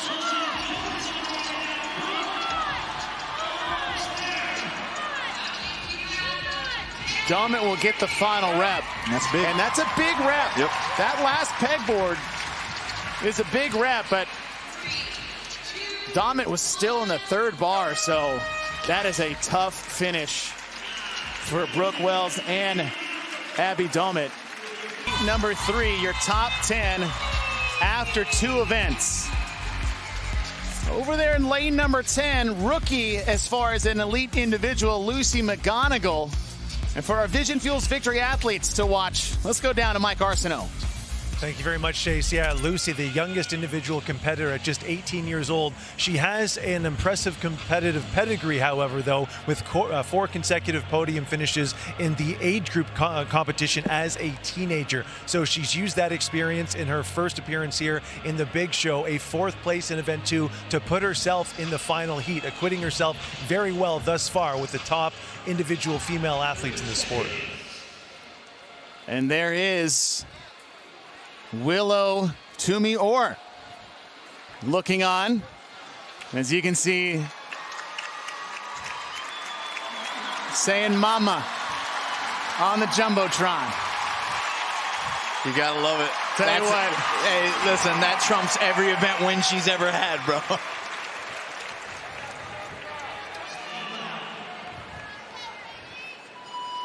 Look, Adrian, there's pre-workout, and then there's seeing your baby on the jumbo screen saying your name. Different levels, different levels of happiness and fulfillment there. Untouchable. Untouchable. Time to lock in 4 pegboard ascents. 4 squat clean front squat complexes at 145 to start off. Heat number 3. And Tia-Clair Toomey's 2 for 2 for the day. Can she make it 3 for 3? You know she's got the fitness for it, that's for sure. As we watch her work through these pegboard climbs, good technique, you identify it. You see her keep her body close to the board, but she even breaks between each and every one of these climbs. We saw some of the women from the last heat risk it with some touch and go reps early. Tia steps back, lets her arms relax. She's going back to work. A lot slower approach than we've seen some other athletes do. As Amy Kringle sitting in 2nd overall, she got 2nd place in event 1, 3rd place in event 2, and is only 12 points behind Tia Toomey for 1st place overall. Now watching Kringle do what we categorize as a gather climb, where she steps a couple pegs up with one arm and then simply matches it with the left. That's a unique way to climb to try to preserve as much pulling force as possible as this workout goes on. It also tells me that she doesn't believe that she's the strongest climber. So she's doing her best to do 2 things, stay in the race, but also meet herself where she's at. Lydia Fish, the young rookie,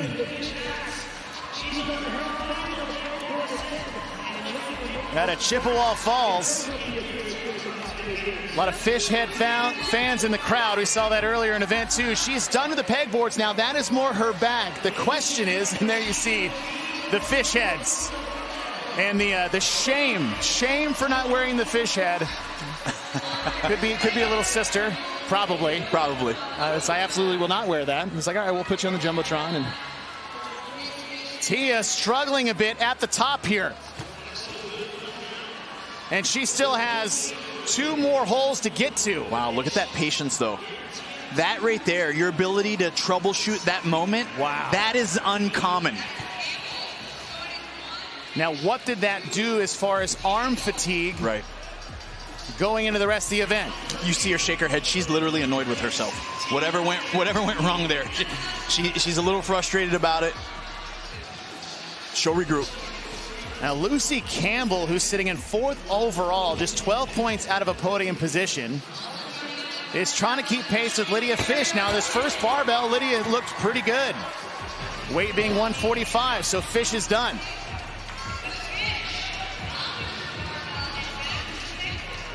Haley Adams still on the pegboard, however. Now, these bars are going to get significantly heavier. We are increasing by a total of 60 pounds by the time we get to that final barbell. As Tia Toomey looks all but annoyed about the situation that she's just put herself in. Amy Kringle still on the pegboard. Lydia Fish, 1 climb of the set of 3 down.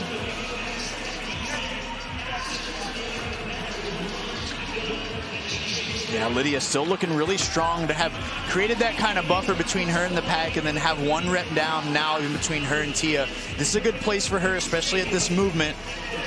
With the understanding and expectation, these bars could get a little challenging for her, Chase, when it comes down to the 2 and the 1. Now the question here is, did Tia just have a mistake, or was there a fatigue element that played into that near failed rep for Tia Toomey? And I tell you what, it starts to look a little labored when we get to the top of that pegboard for Tia-Clair. Yeah, it looks like what she expects from her legs is a little bit more traction from her shoes. It's like as she steps into the pegboard, she's reaching for a hole that she expects to be there. However, she's sliding down it a bit. She then needs to lick the bottom of her shoe like a basketball player, like lick her hand, touch, right? Yeah, because that's clearly a lack of traction there. I think she accidentally chalked her shoes, and immediately was screamed at. I was like, no, that is the opposite of what I wanted you to do. There was a year where I remember Crafty Scott Panchek brought a wet towel out to the competition floor and would step on it like a basketball player going out to the court. Yeah, and you know how it is, especially with this plexiglass. It's like there's a lot of dust and chalk out there on the floor. If your shoes aren't creating the traction that you expect, as we watch Tia make her next descent here, it's almost like if she's not watching very closely, that as she takes that step, it just doesn't take her up the way she expects it to. Lydia Fish on the left side is done with her set of 3.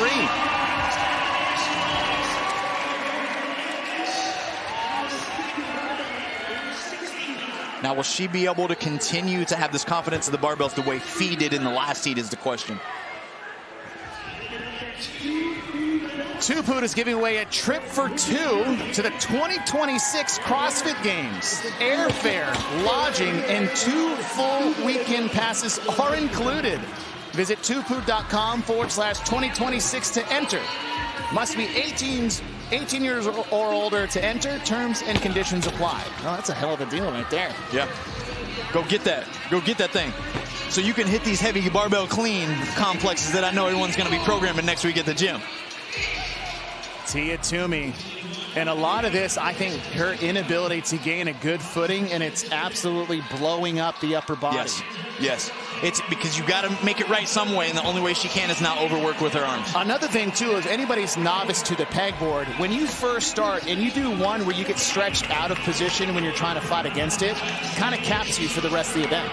Absolutely does. It absolutely does. It's, again, the resistance and the way down, the way that you've got to fight for every grapple to continue to climb upward is much more of a strong contraction than you want to give up. Fee Saghafi's time of 8:33 is starting to look pretty good, as Lydia Fish on the left side of your screen is up off her first of 2 climbs. Fee Saghafi was done at the 6:07 mark.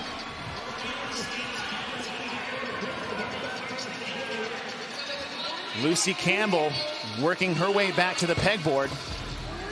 We know that Lucy spent 2 years rehabbing a wrist injury that required a surgery that had to remove bone in her wrist to level it out. Doctors weren't even sure that it would work. Some doctors wouldn't even perform the operation.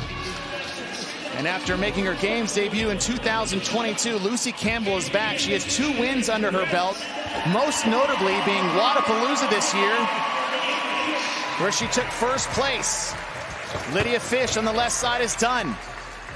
1 minute to Fee Saghafi's time. Wow. Fee Saghafi's on the verge of her first CrossFit Games event win.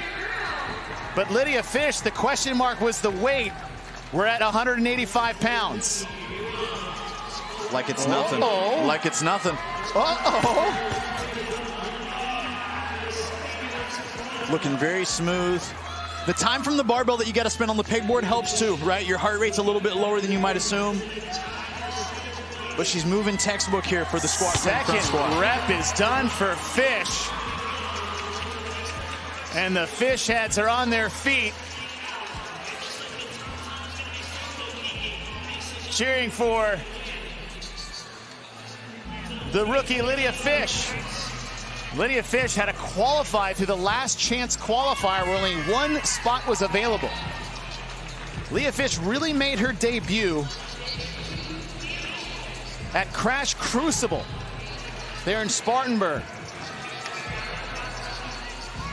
Lydia Fish on the left. Now watch Lucy Campbell. One of the biggest issues she's had is the ability to even receive the bar with 2 hands. It's difficult enough to clean 185, let alone with 1 arm. Adapt or die. You want to talk about the heart of a competitor? Lucy Campbell's got it tenfold. Lucy Campbell gets 2. She's got 1 pegboard climb left and 1 clean, but Lydia Fish, she's not going to get the time to beat. Fee Saghafi will win the event. But can she beat Syrian Mayha's time of 9:41? 205 pounds on the bar. First clean is good. First front squat, good.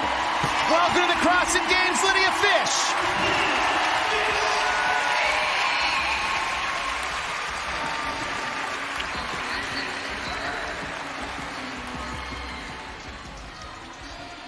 Lucy Campbell starts her last climb.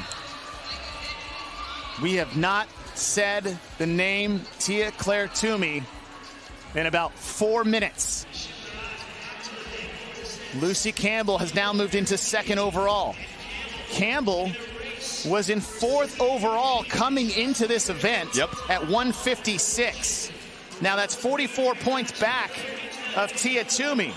But with our scoring, 44 points is the difference between 1st and 12th. Tia Toomey on the bar. Tia Toomey on the 3rd bar as Lucy Campbell hits her last clean. Wow. And that has got to feel good. 10:32, Tia Toomey.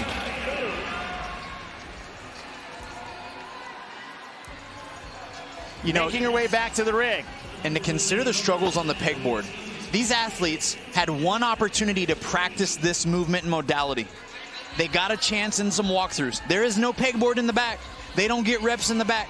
So whatever shoes they had, whatever preparation they had 2 days ago, they haven't touched this since, not even in the warm-up area.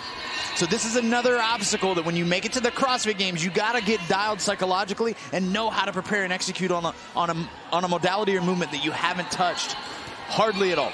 Maddie Sturt onto the final bar.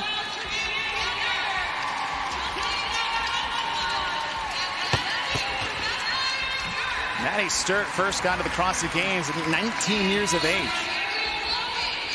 As Tia Toomey makes her final ascent. Now Sturt finished in 14th overall in the event. Ariel Lowen's in. Ariel Lowen is tied for 7th. Now the 3 athletes that Tia really had to look out for were Danielle Brandon and Amy Kringle. They're still on the rig, but with Tia Toomey finishing up 205,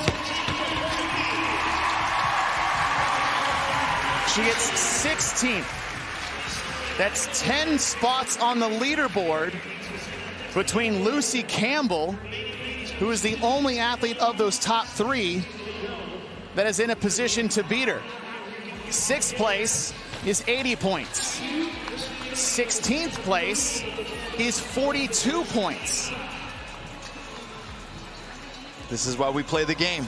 Tia may actually still be holding on to that leader jersey going into tomorrow, but the gap is significantly closed within 10 points potentially, and that athlete is going to be Lucy Campbell. Haley Adams on the barbell. This is just the 2nd bar. We saw a lot of struggle from Haley with barbell work, but in this event, that's not the issue. It's the pegboard. Danielle Brandon and Miriam Von Rohr are just standing on the pad, staring at the pegboard. And this isn't the first time we've seen this in the event. Dave alluded to the fact that this was going to stop some athletes in their tracks. Chase, you and I talked about this off mic. Like, man, I don't know. Yeah, it's bro. 10, right? They've been training them. They've been training them. They know this is coming. They have to know for years this was coming. And here we see it. Stopping them dead in their tracks. Not all, because this has been a high level of success for athletes like Fisa Goffi and many others. Never underestimate Dave Castro. Miriam Von Rohr onto her 3rd barbell.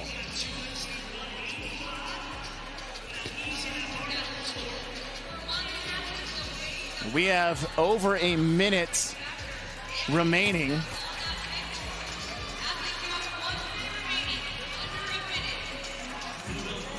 Fisa Goffi finished at 8:33, absolutely destroyed this event.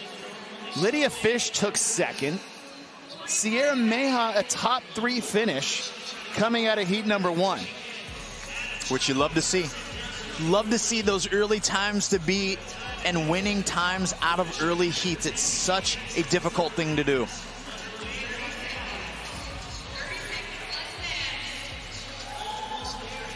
As Haley Adams makes her way. Whoa. Top tuck those heels. Count it. Tuck those heels. Amy Kringle, who just had an incredible start to the weekend with a second and third place finish, is at an absolute dead stop, as she has not even got out of the round of 3 pegboards yet. So Kringle will get last in the heat. The men take this on, as this is your Heat 1 start list. These are your bottom 10 athletes after 2 events. We reseed after every event. And our Vision Fuels Victory athletes to watch, all eyes are on Colton Mertens, and for all the wrong reasons. You're not lying. We had a bit of a mishap in the last event. Colton's rope exploded on him, for lack of a better description, and it cost him significantly. He looked like he had such a strong start, but the question is, how will he regroup with the opportunity here in this couplet to have some strong movements and a chance to make up a lot of headway for him?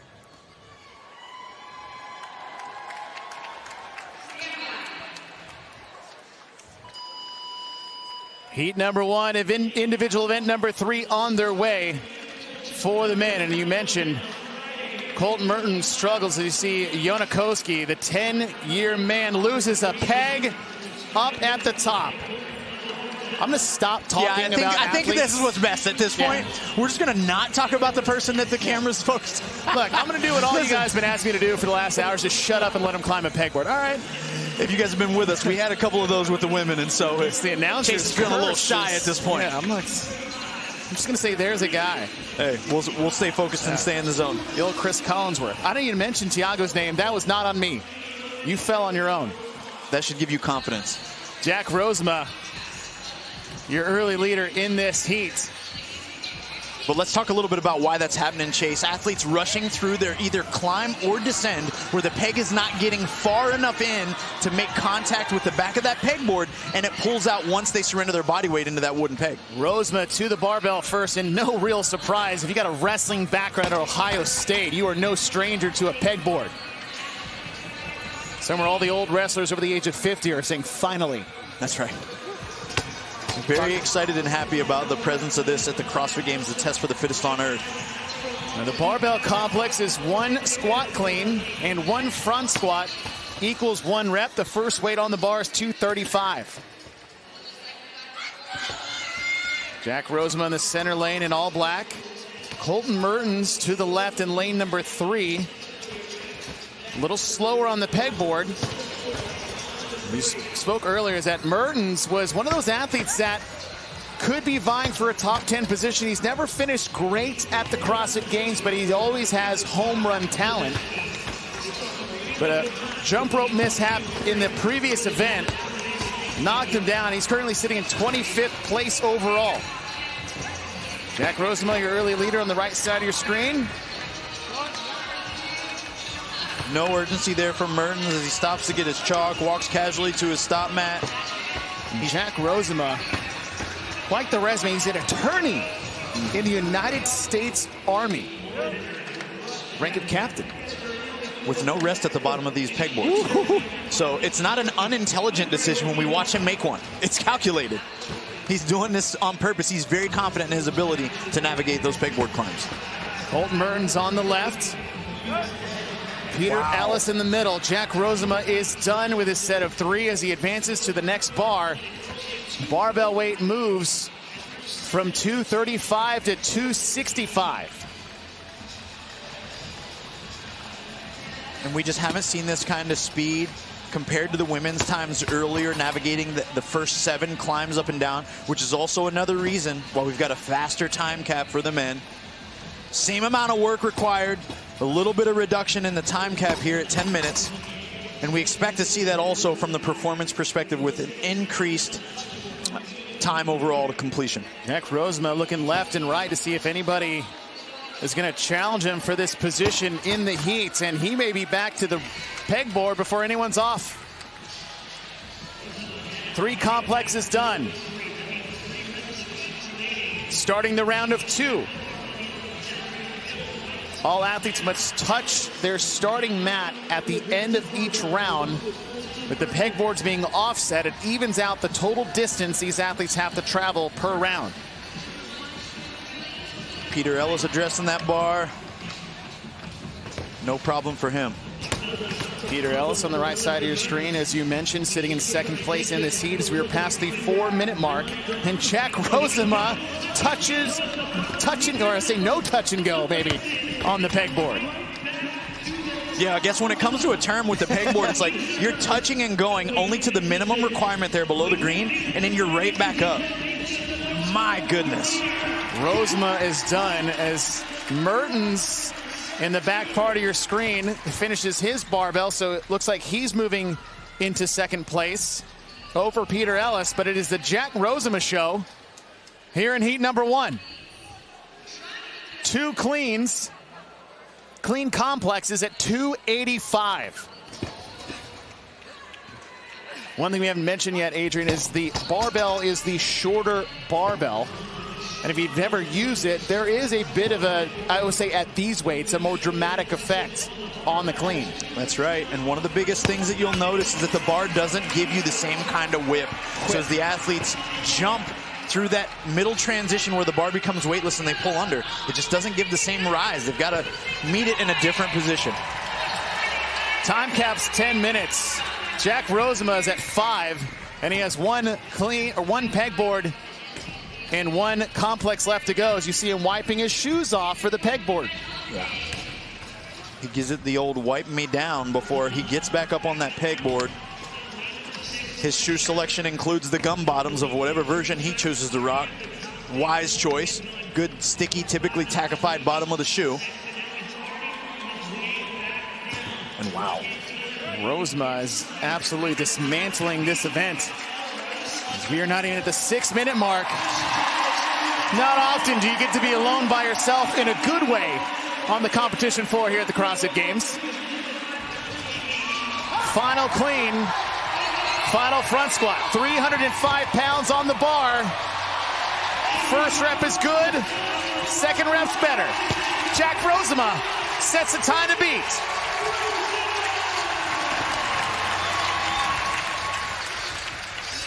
.609.10 for Jack Rosema.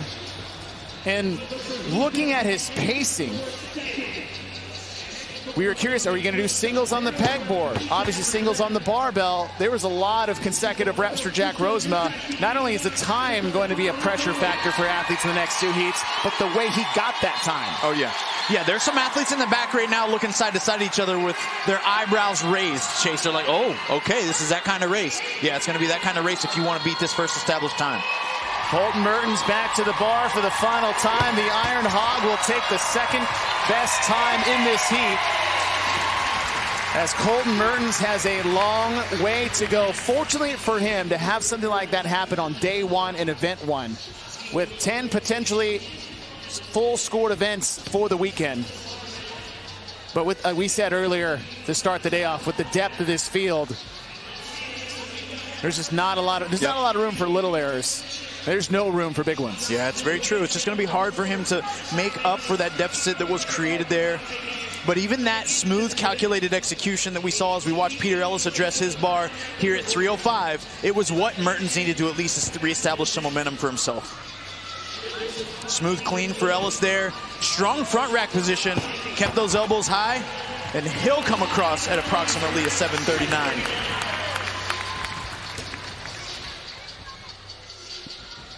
Jorge Fernandez on the right, qualifying out of the NorCal Classic.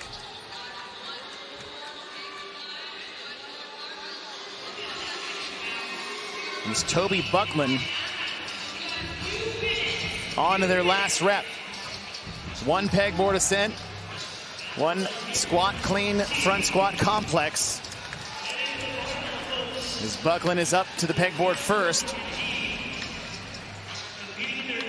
Buckland choosing almost the peg for peg climb, one after another. We've seen some of the men, many of them, choosing to skip pegs on their way up. Yanakoski's in. Koski last year was on the verge of 10 consecutive CrossFit Games. He had won the Open and quarterfinals. The question was, he going to do a clean sweep? Came into semifinal sick at the French Throwdown last year, broke the streak, but he's back this year after winning the last chance qualifier. Yeah, and last year almost caught us all off guard. We were like, what is going on? And then once we found out he was a little under the weather, it explained a lot. It's a hard part of the sport. Toby Buckland took first at the Rebel Renegade Games down in South Africa. He's out of the United Kingdom, but he trains out of Dubai. And Toby Buckland is in. Jorge Fernandez on his final squat. 3 athletes left on the floor. 40 seconds remaining in the event. The time cap is 10 minutes for the men as Bill Leahy sets up for his final complex.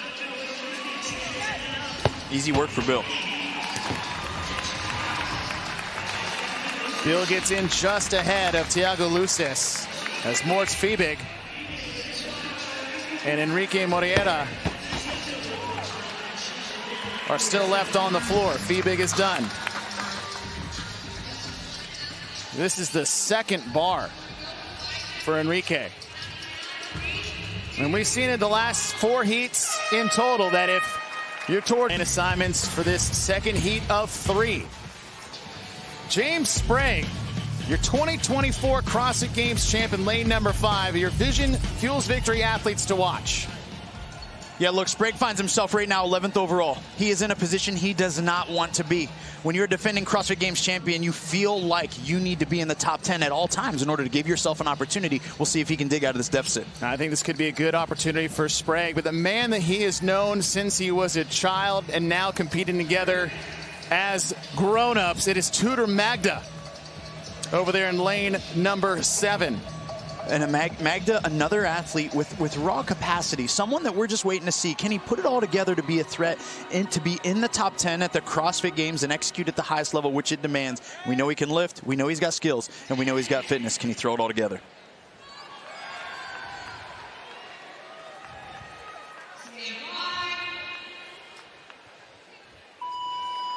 Heat number 2 underway. 4, 3, 2, 1.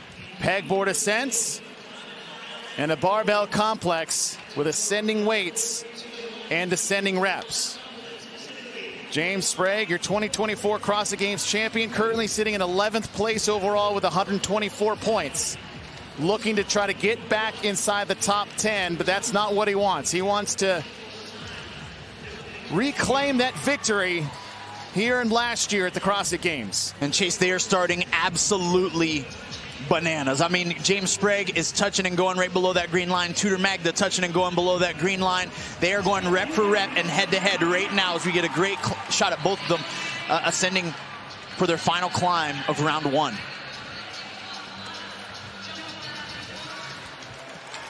I just would like to say congratulations to Tudor and James. I said nothing until you got below the green line. 4 complexes at 235, 1 squat clean, 1 front squat. And if you don't know Tudor Magda, the guy can move some weight. And this will be where, strategically, if he can keep James at bay on that pegboard, just enough to even stay close on the bar, he will be able to lend himself an advantage when it comes to the barbell work. And one of James Sprague's biggest weaknesses was glaring last year at the CrossFit Games, and it was strength. There was a clean complex, and he couldn't even get past the 295-pound bar. This event ends at 305 pounds. He's been working on his strength. We'll see if that pays off towards the end of this event. Tudor Magda is done and back to the rig. Athletes must walk across their mats and touch their starting mat.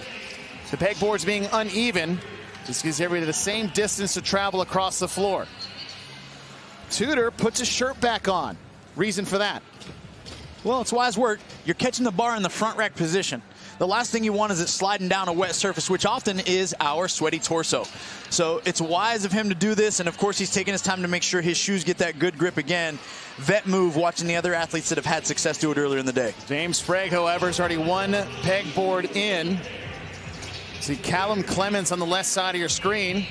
This is Callum qualified back-to-back times. Tudor Magda on the far right. This is also his second time, but he had a couple years in between his first appearance and today. James Sprague in the center lane in the maroon. 1 climb left to go as we are on the round of 3. Callum Clements on the left side of your screen wastes no time going right back up the pegboard.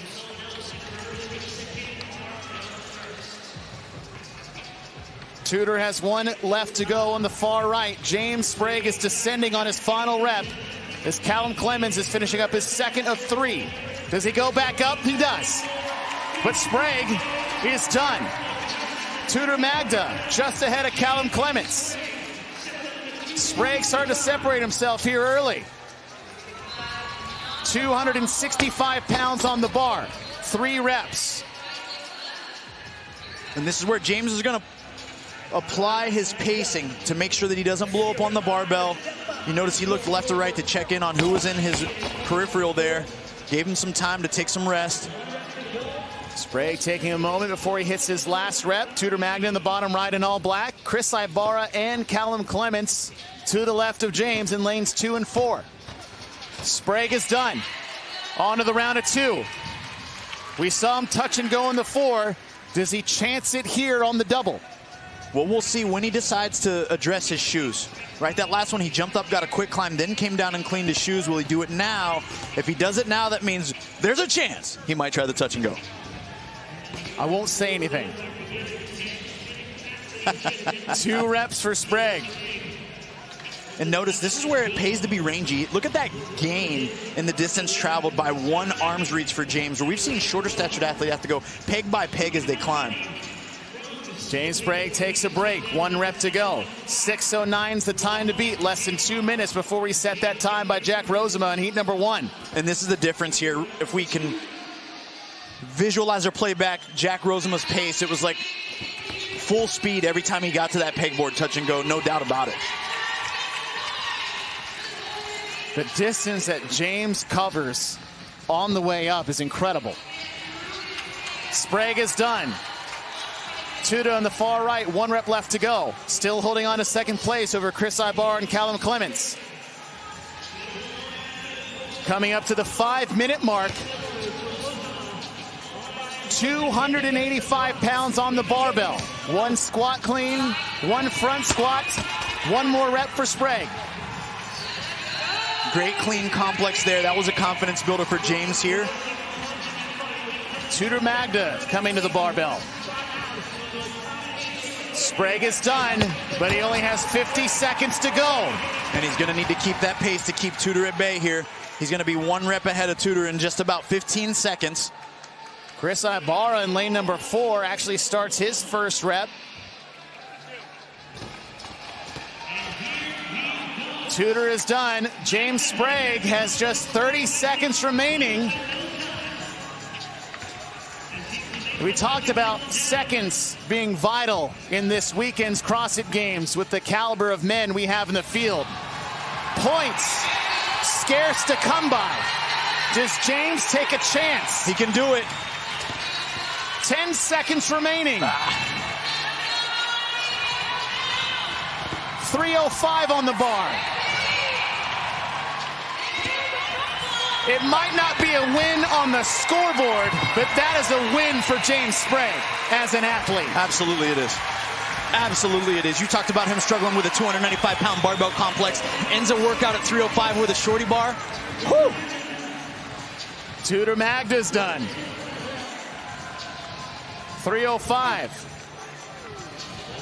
First squat clean's good. Second front squat. And Magda's in. And the time of Jack Rosema, 6:09.10, survives another heat. Callum Clements on the left, Enrico Zanoni on the right. Clements is done. Zanoni's done. Looks like Peter Ellis. So we have a 3-athlete race. Make it 4 because Chris Ibarra's done as well. Who's going to pick up the bar first? Who's going to pick it up too soon? It's going to be Callum Clements on the left. 1 clean's done. Peter Ellis has a shot. But it'll be Clements, Ellis, and Zanoni.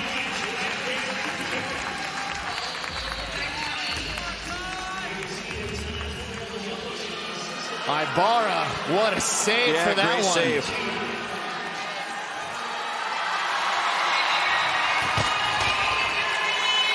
It didn't feel great, but it got the job done. Hey, I've seen worse at the CrossFit Games. Shout out Josh Bridges. Shout him out. He did get the lift, though. He got it. I would have never got it.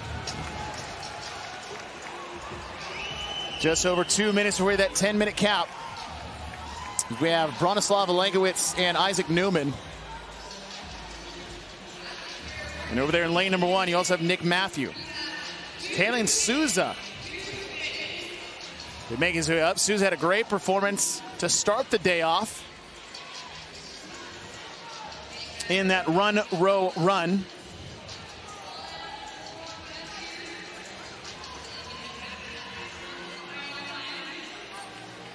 As Isaac Newman is working on his final climb.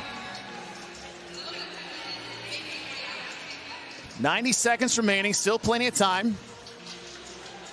All athletes but one is working on their final pegboard ascent.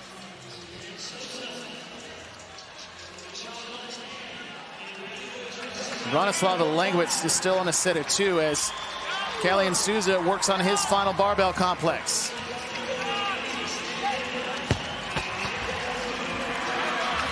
And that is good for Souza. 1 minute remains.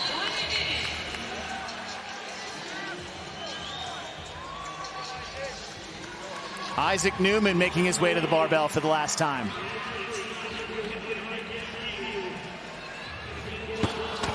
Isaac Newman, who qualified at the Torium Pro in 5th because so many athletes had qualified already out of that Chalk it up. semifinal. Chalk up the chest, baby. That's what we needed. That's what we needed right there. Nick Matthew trying to sneak ahead of Isaac Newman, and he'll get in. Told you, Chase, it works every time. Yeah, it's always more chop.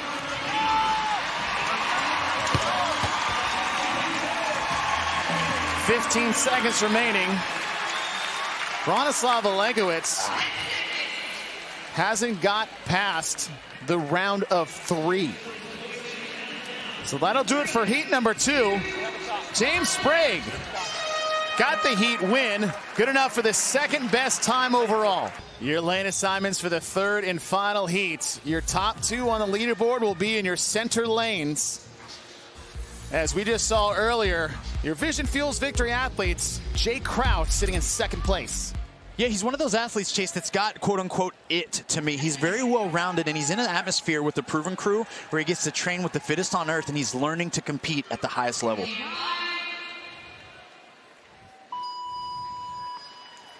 Third and final heat, individual men's event number 3. In the center lane, Ricky Garrard, for the first time since 2022, is donning the leader jersey once again. We've had some conversations about Ricky in this particular event, Chase. You described him best as a gorilla. Up and down that pegboard. We know he enjoys climbing, and it's something that he excels at. We already see him making fast work of these first 4, choosing the touch-and-go method, not making contact with the pad at all with his feet. Right when those pegs get below the green line, he's on his way back to the top of the pegboard.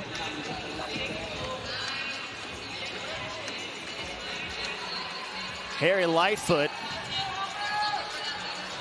keeping pace with Jason Hopper. Not a lot of separation on the pegboard yet, but we've heard it is the round of 3 that separates the men for the boys, and it is Jason Hopper, Harry Lightfoot, Jeff Adler, Jay Crouch, and here comes Justin Medeiros, rounding out your top 5 in this heat. 1 squat clean, 1 front squat equals 1 rep. They'll do 4 of them at 235 pounds. Jason Hopper leading early. We saw the same thing in event 2 where he faded late.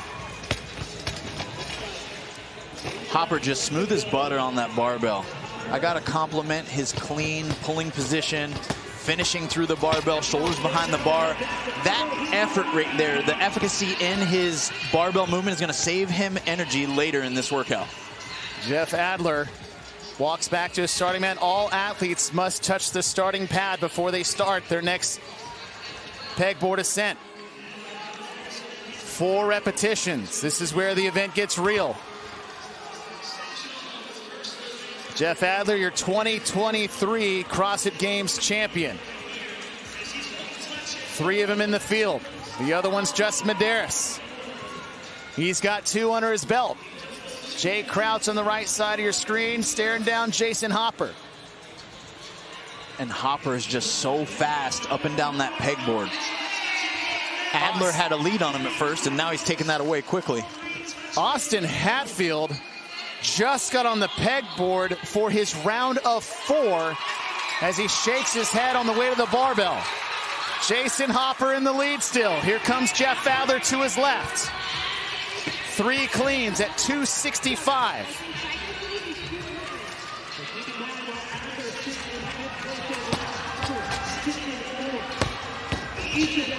Jeff Adler took the first event of the day.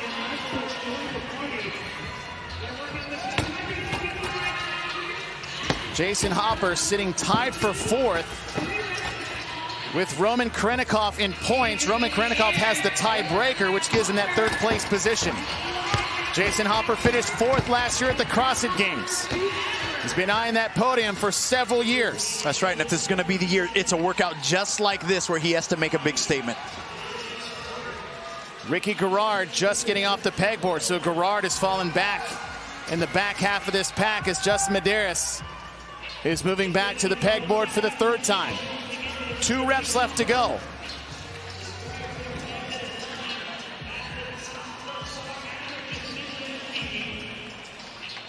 Justin Medeiros about to start his first rep. Just in front of him is Jeff Adler finishing his first one as Jason Hopper on the far right side of your screen closing out his 2nd climb. Approaching the 4-minute mark. Time to beat 6:09.10 by Jack Rosema. And here comes Jason Hopper. And you love to see it, the urgency going to the barbell. This is that moment in which we saw Fisagafi start to really pull away as well on the women's side, but Adler is quick on his heels as he approaches his barbell as well. Hopper saddles up for a 285-pound complex. Tuput is giving away a free trip for 2 to the 2026 CrossFit Games. That includes airfare, lodging, and 2 full weekend passes included. Visit tuput.com/2026 to enter. Justin Medeiros gets his first rep at 285. 2 champs side by side. Medeiros in 21 and 22. Adler in 23. Roman Krennikov's done. 1 rep left to go. Harry Lightfoot trying to sneak up in lane number 9. Jason Hopper, your current leader in this heat, has a minute to go to maybe get himself an event win. Wow. Last pegboard is done.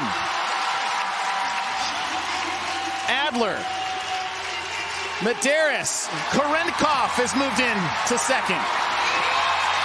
Where did Roman come from? Jason Hopper, 305 clean is good. Front squat's good. And another event win for Jason Hopper. Roman's in. Adler has to take a step back, and Medeiros is in. Jay Crouch on the right picks up the bar before Adler. Adler just lost about 20 seconds on that last clean.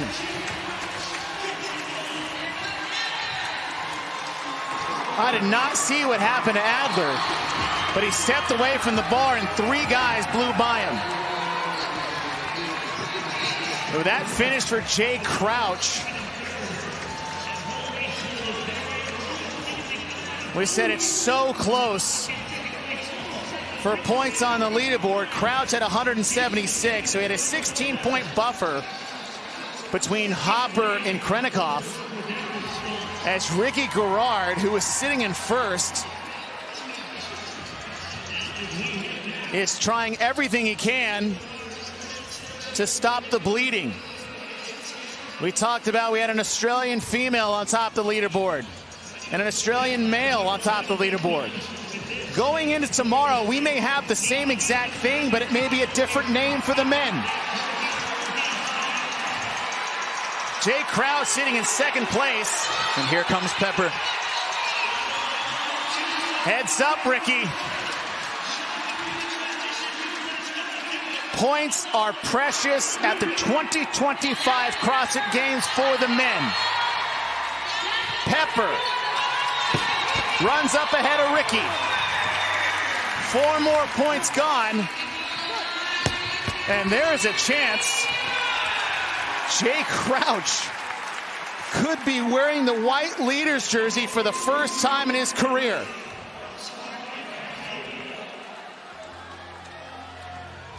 Hatfield struggling on these pegboards. Chase, I do my homework. I've been watching some things and listening to some things. Now he says, hey, Rich still spanks me around in a couple workouts. Pegboards and bench presses is a couple of them. And I'm thinking, well, who wouldn't Rich smack around in workouts like that? But also, is it because it's something that he really needs to spend some time working on? And that could be showing a little bit here in this couplet. A little bit more exposure, a little more time under tension on the pegboard for Mr. Hatfield might be on the menu here in the coming months. Hatfield, who is sitting in 6th overall, tied with Jeff Adler.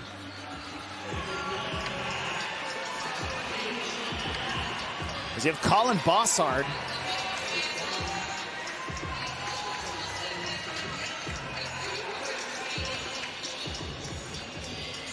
Trying to finish out here. And Hatfield is only on the 2nd bar.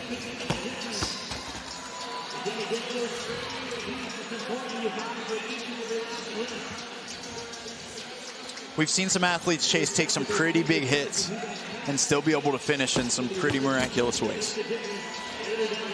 This is going to be one of those moments for Mr. Hatfield that he's going to have to shake off real quick if he wants to find himself on that podium this year.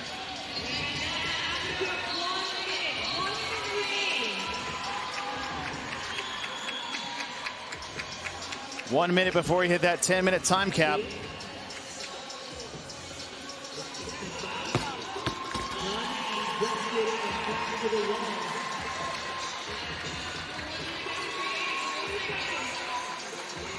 And every one of these repetitions is going to matter here. So if he can get to that pegboard and get 2 down, it'll go a long way.